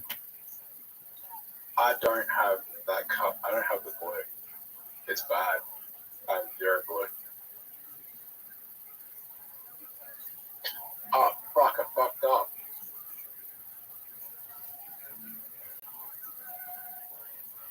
Oh, you just literally did the move I was going to do. Oh, wait. I do need to get back to yellow, though.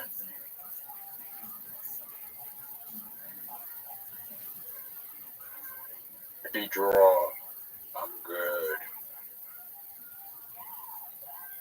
Oh, You're welcome, big dog. I was one card away from winning. I know.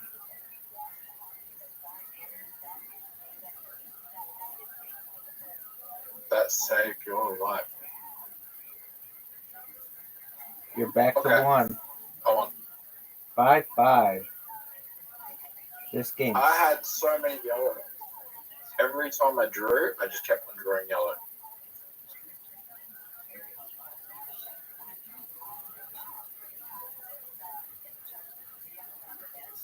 Skip 1. Change color blue. I have a feeling you're going to screw me over here, though. Red's good. You're helping me a lot. Actually, I did this first. Oh, okay. You actually helped me, though. 4, 2. I have a feeling that you are in a lot of trouble. Do I have to play? Yeah, I can't lose now.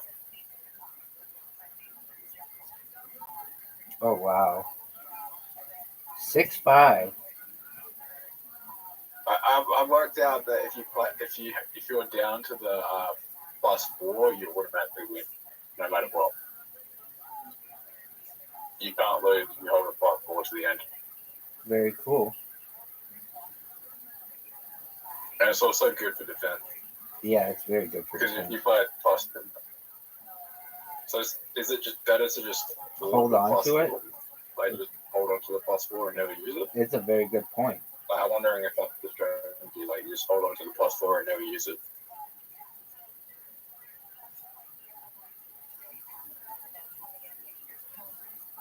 Because if you have a +2, I'm fucked.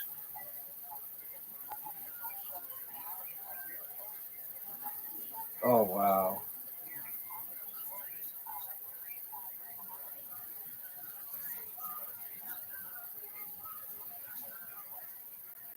I can't lose. Wow. 7-5?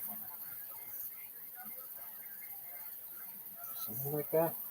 But you just keep on drawing until you get a +4. Because if you have like 2 or 3 +4s, you can't fucking lose.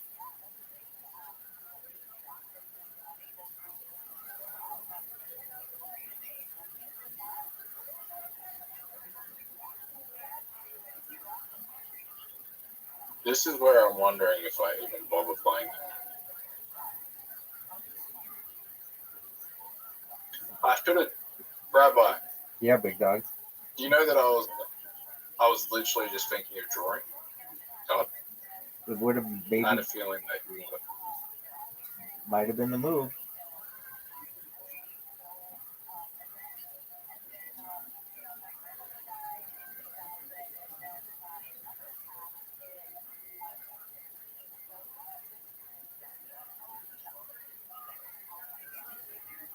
Six, 7.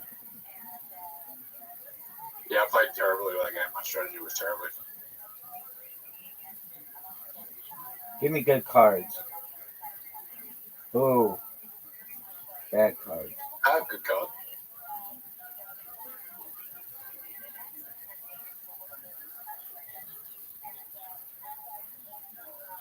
What are you doing, man? Right.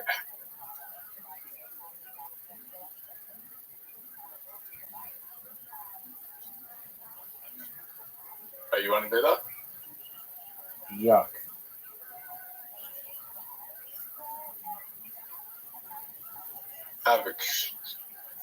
You can come back, though, because I'm in an extremely bad position. But I have to keep on drawing because I don't have. I have like every color but blue. I told you I had every color blue, so we changes to green.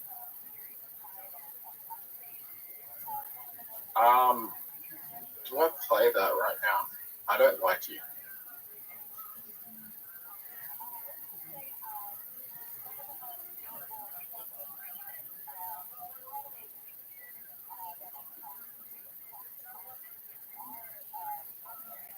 I love you. Thanks, big dog. I love you too.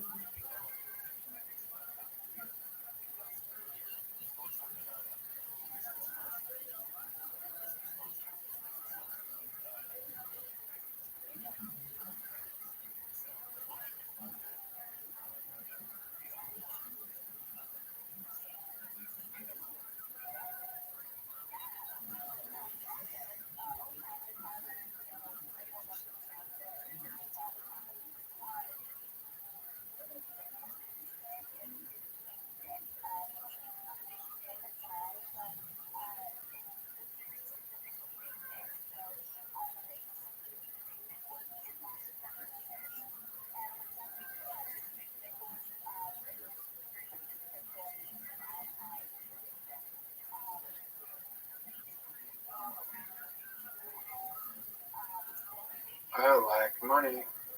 Cool, dog. And I have a lot of money. Good on you. But I could do a lot more.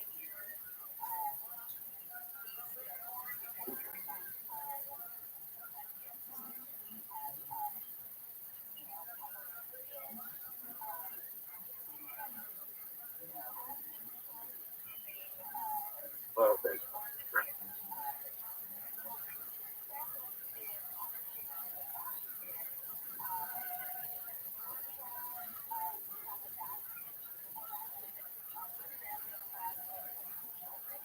Uh-oh. Oh. 8-6, something like that? Who's winning? You are, big dog.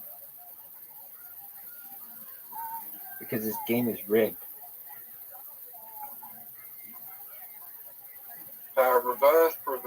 Reverse. X.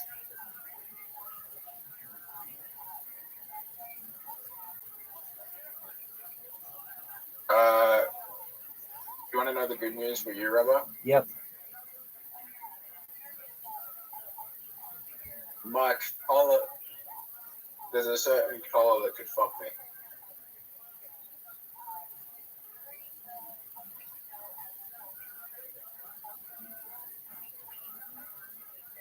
There's a certain two colors that could fuck me now.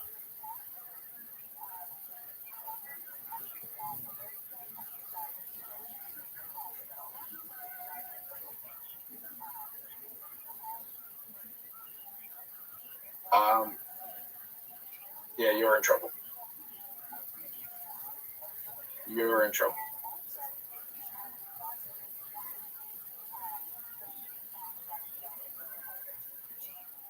That was a terrible move. Wow, you got me on the ropes. 9-6, something like that. I don't really care about losing this game because it's not all skill like mini golf.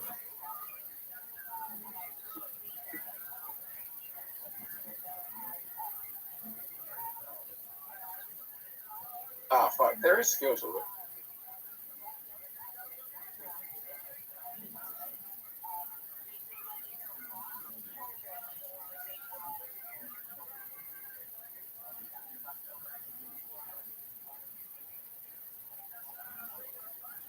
Well, it's debatable if this is a game of chance or skill. No, it's definitely Wow. chance. It's about what your cards are.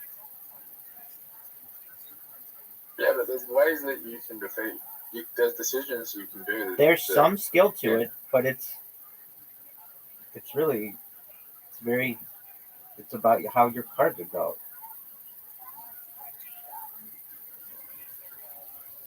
Yeah.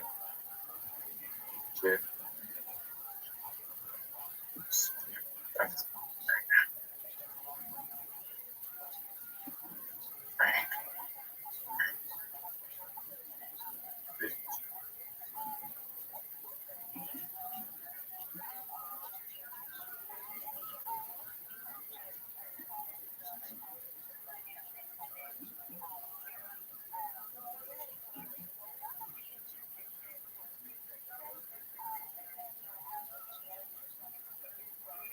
the fuck?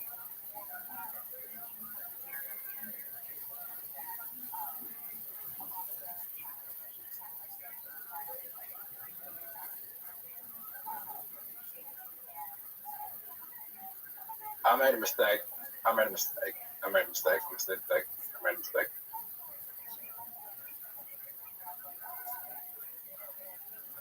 I made a big mistake. And you just fixed the mistake I made.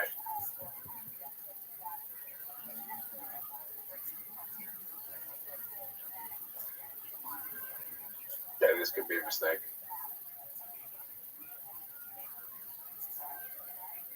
Wow, there you go.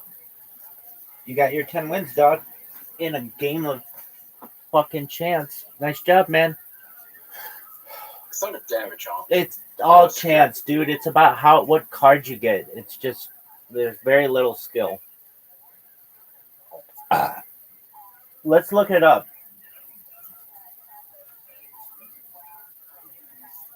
Is it a game of skill or chance?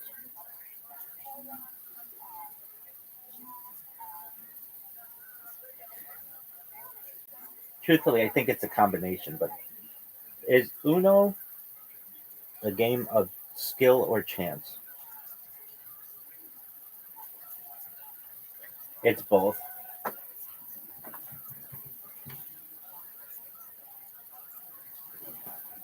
Oh, welcome. How are you, retired hobo? I got a question, bro. Go for it.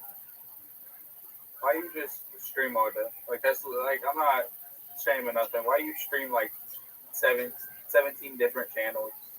Sure, I You stream making money? I do. I stream my life 24 hours a day, 7 days a week, 365 days a year for world peace. I don't want war anymore. And so this gives me the opportunity to be able to discuss world peace. It gives me a platform to promote peace. There you go, baby. Oh, just what I wanted. Amazing. All right.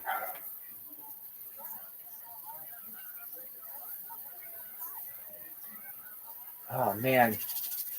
Get some ramen in this bitch.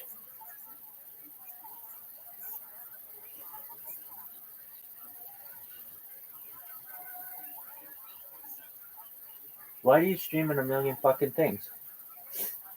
It's a fine question to ask.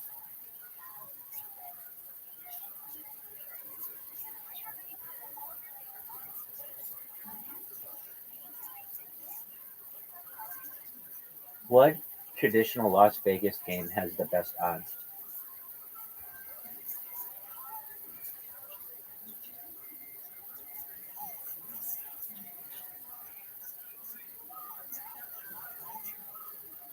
Give me a list of all of the popular games in Las Vegas and the odds of the house versus the odds of the player.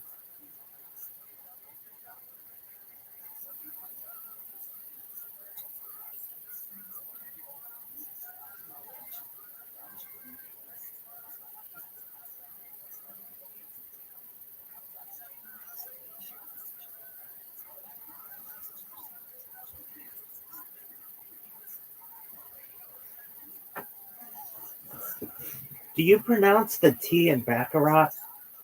I think so. I don't think anybody knows though. All right, folks.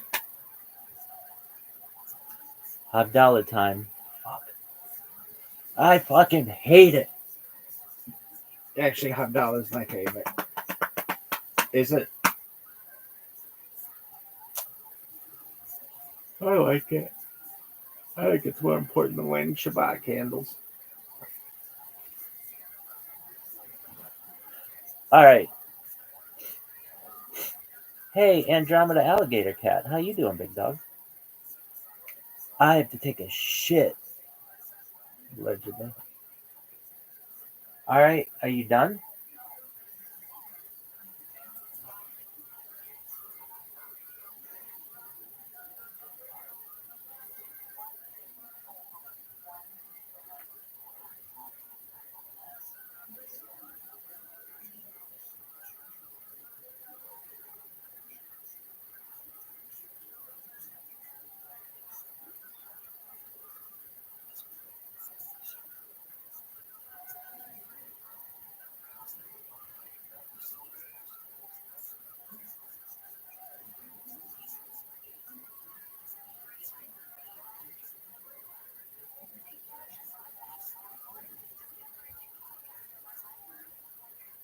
Oh man.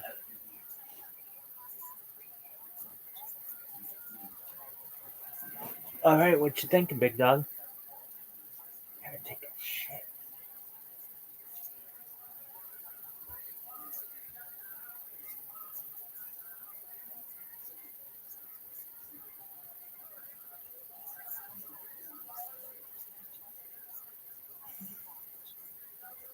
Dog, Abdallah.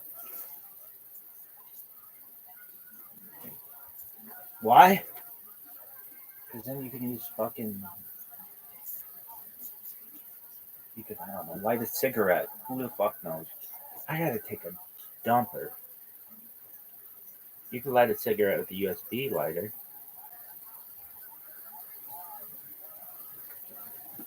Who's perhaps? This is the worst.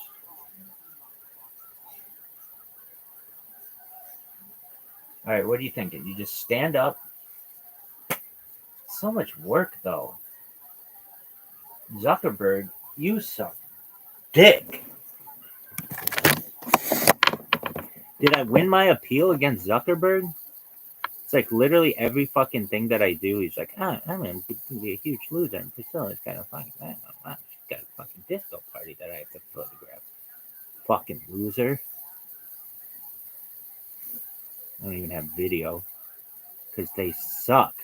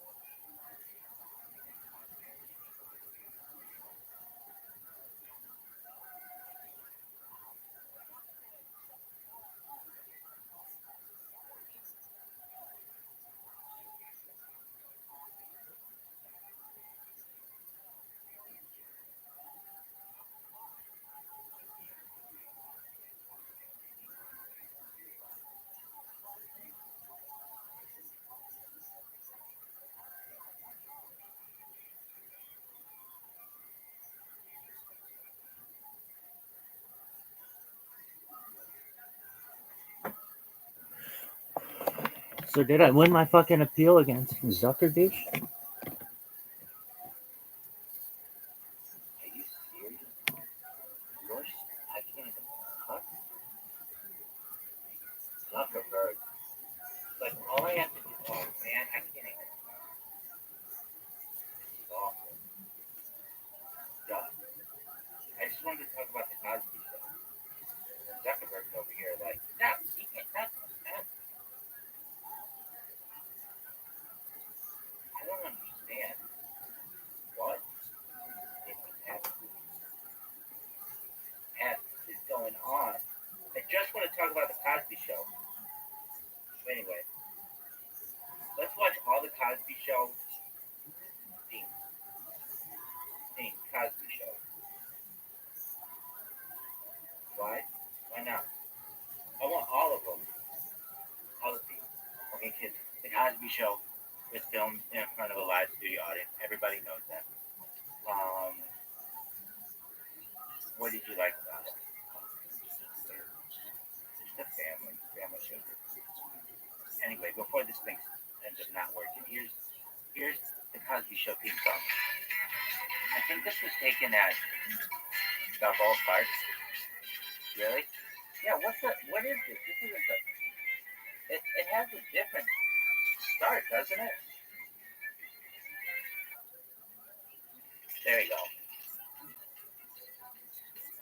See, this guy was an OBGYN, and he drove a van.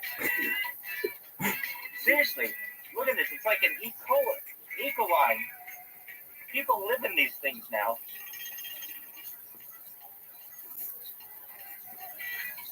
What kind of van is that? Work. Go to ChatGPT for this one.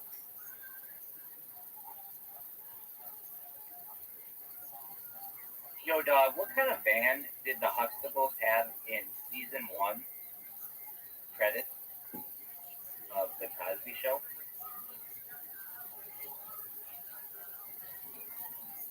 The 1984 Chrysler Voyager. Nice tape. Anyway. Cobras. That's tight. So, the Chrysler Voyager, which I think maybe became, wasn't it the Plymouth Voyager?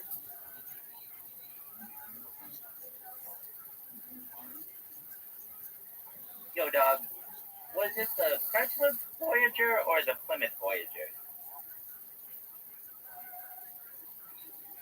It was actually the Plymouth Voyager.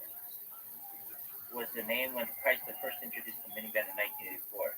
Later in the 2000s, Chrysler dropped the Plymouth brand to the Plymouth Voyager. Anyway, so this guy was a bit OBGYN in the show. Hey, that was important. Plymouth Voyager.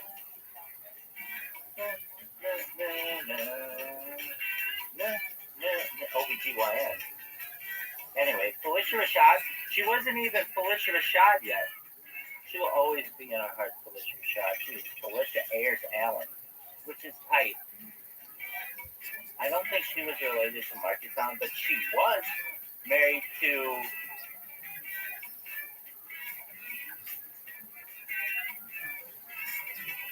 why can't I say his name? Felicia Rashad and Ahmad Rashad. Oh, the way he proposed, this is a whole thing. Anyway, you got Tempest Bledsoe and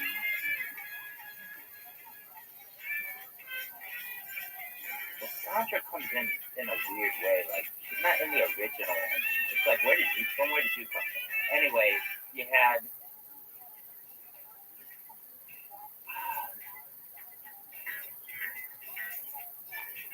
okay, what's this one?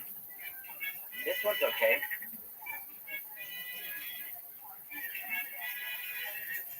Felicia Ayers Allen, they didn't change it yet. Who's that? That's Sabrina LaBeouf. Who's that? That's the fucking one spot. Lisa Bonet. Your daughter's a thing. Anyway, not for Jamal Warner. First way I ever learned about dyslexia. Tempest Bledsoe, you're a thing. And you weren't a thing here, Keisha Knight Forum, but you would become a thing. And you're older than I am, so yeah. Anyway, Carmen Finestra, that was a thing.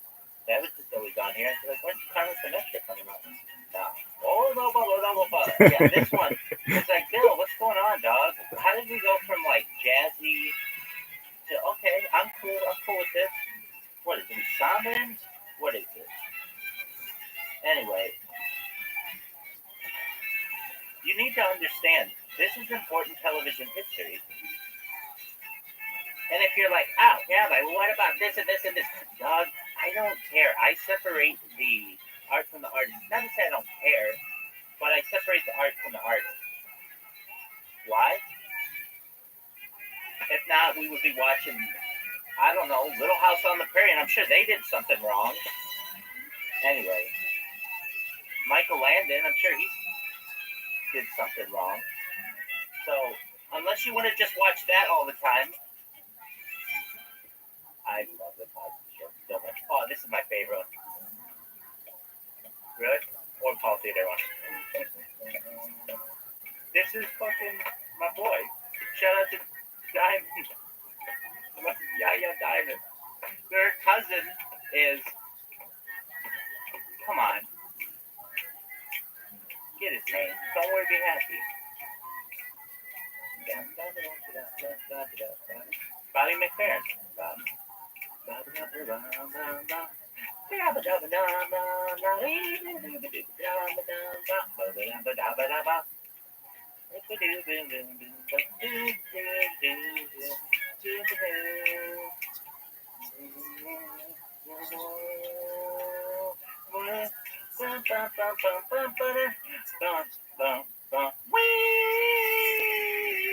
I love that one.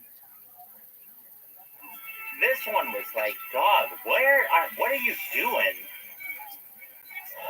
I'm not saying I don't, it's not like, I mean, like literally the Cosby Show could do any, the people from the Cosby Show could do just about anything. Let's be careful with.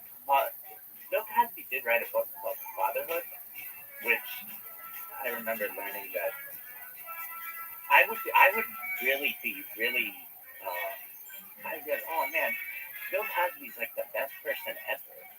And I remember my parents would be like, I didn't know that, but well, he spent some time in some places that you would not, you don't think are appropriate for children. Like, Bill Cosby. Anyway, later did I find out.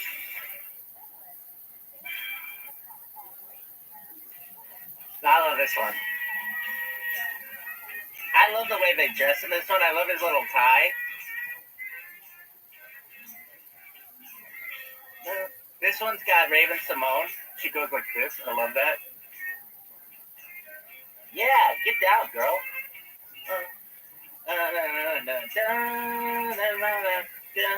I like her pants.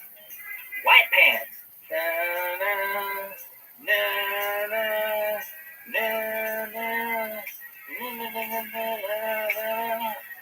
I like how she dances too. She does a really good job of it.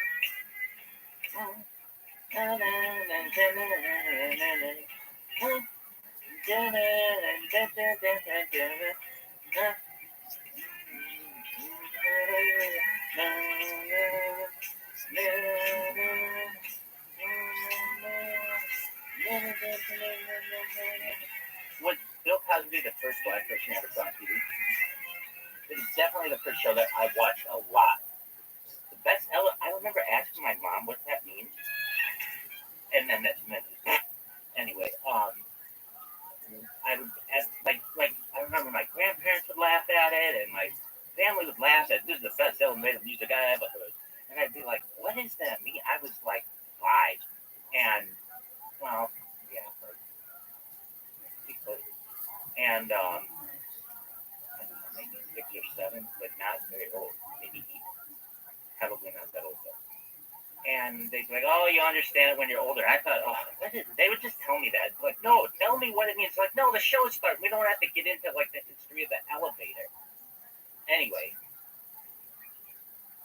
those were great themes. And then there's this last theme, which is kind of like the last theme. No offense. They brought in Cousin Pam.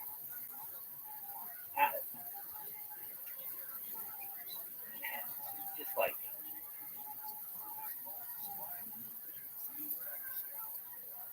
Cosby Show is such an amazing show. Such an amazing show. This is the best elevator music I ever heard. Now I get it. So what does that mean? Some kid's gonna be like, I don't understand what that means. Well, back in the day, they used to play music in elevators to just make the time go by faster. And I was making a joke like that song was the best elevator music that he had ever heard. But I didn't know that at whatever age I was. And I would always ask, what does that mean? And like literally the show starts, the start like right thereafter. Nobody wants to explain a joke right when a television show comes on. That was my thing. I would always ask with any joke, and I would keep it in my mind if I understood it or not. Why I didn't understand it. Then I'd start to learn that they were adult jokes. And then, okay. So then they would start to make sense and they'd be hilarious. Anyway, Cousin Pam. I think she did a good job. I don't think anybody could have revolutionized the show. Dude, the first few seasons of this show are so good. But you got all these funny people. Cockroach, oh, it's just hilarious. Why don't you like this version? It's okay. It's not like the worst.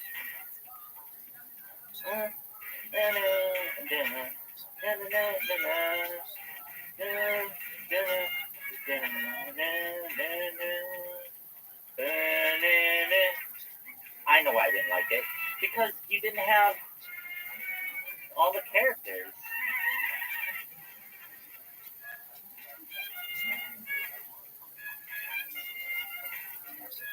I think Keisha Knight falling on the throne is the most beautiful woman on earth. Really? At one time, yeah. I mean, I haven't seen it recently, and I'm not going to go looking for it, but I think she's really pretty. What about Tempest West, though? You know, ditto, baby. She's pretty too. But there was this time where, oh, I know what it was, where the Cosby Show had not been on for, well, the Cosby Show, I don't know, ended in the mid-90s, early mid-90s, and then the Cosby Show just hadn't been on, and then all of a sudden she did some show, and I was like, damn, Rudy grew up. I can't believe I said I think she's one of the most beautiful women of all time, but I don't think she gets enough credit. I think she's a very pretty lady. All right, that's the end of your fucking Cosby Show story. No, we can go into all the things of the night and day, all that shit. It's the best. Oh man. Gordon Gartrell. Burgers. You don't even know what burgers are. What's a burger? A hot chick. Just eating them. Alright. Burgers? Yeah. Anything else? No. I mean, it's just an amazing. If you haven't seen every fucking Cosby Show of all time, then. Alright, are you done with the Cosby Show? I would watch all of the ones that have music, but I'll get banned because I can't even say why I'll get banned because then it won't even save this. It's the worst. This is the worst. Get fired. Go fuck. See that? Get fired. Go F yourself.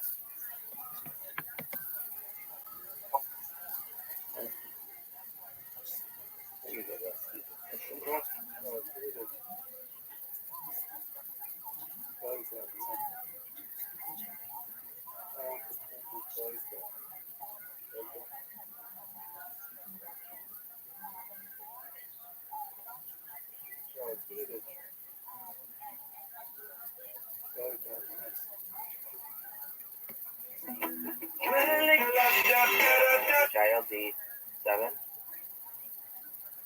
and I'm gonna post. Yo, dog. I'm gonna sing. I'm gonna sing the Beatles, but before I do, I have to talk to Yosh. Alex Shinaga, you know who I am. I'm Mikey. You're gonna watch this, and you're gonna be like, if you ever see this, I think you will. You're gonna be like, I was the first person to when he spoke. I made a thank you to the Academy, but basically, yeah. Yosh, there's something about this stuff that I don't know. Yo, dog. I don't know if it'll.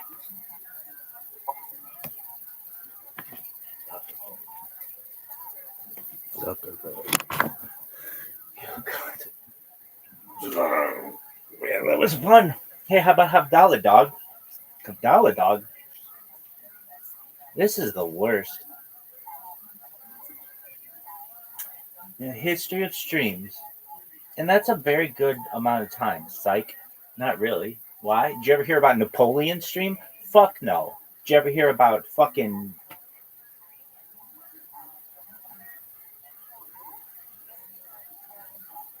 That bitch who got fucking burned at the steak stream? Fuck no. Did you ever hear about Rabbi Moshe Feinstein's stream? Fuck no. He wasn't cool enough to have a stream. They would have banned him. He would have been like, hey, I'm down into film, and boom, sorry, hate speech. Fuck you, Zuckerberg. Anyway, the Rabbi didn't even have a live stream. He was on video, but he didn't have a live stream. This motherfucker's on live stream.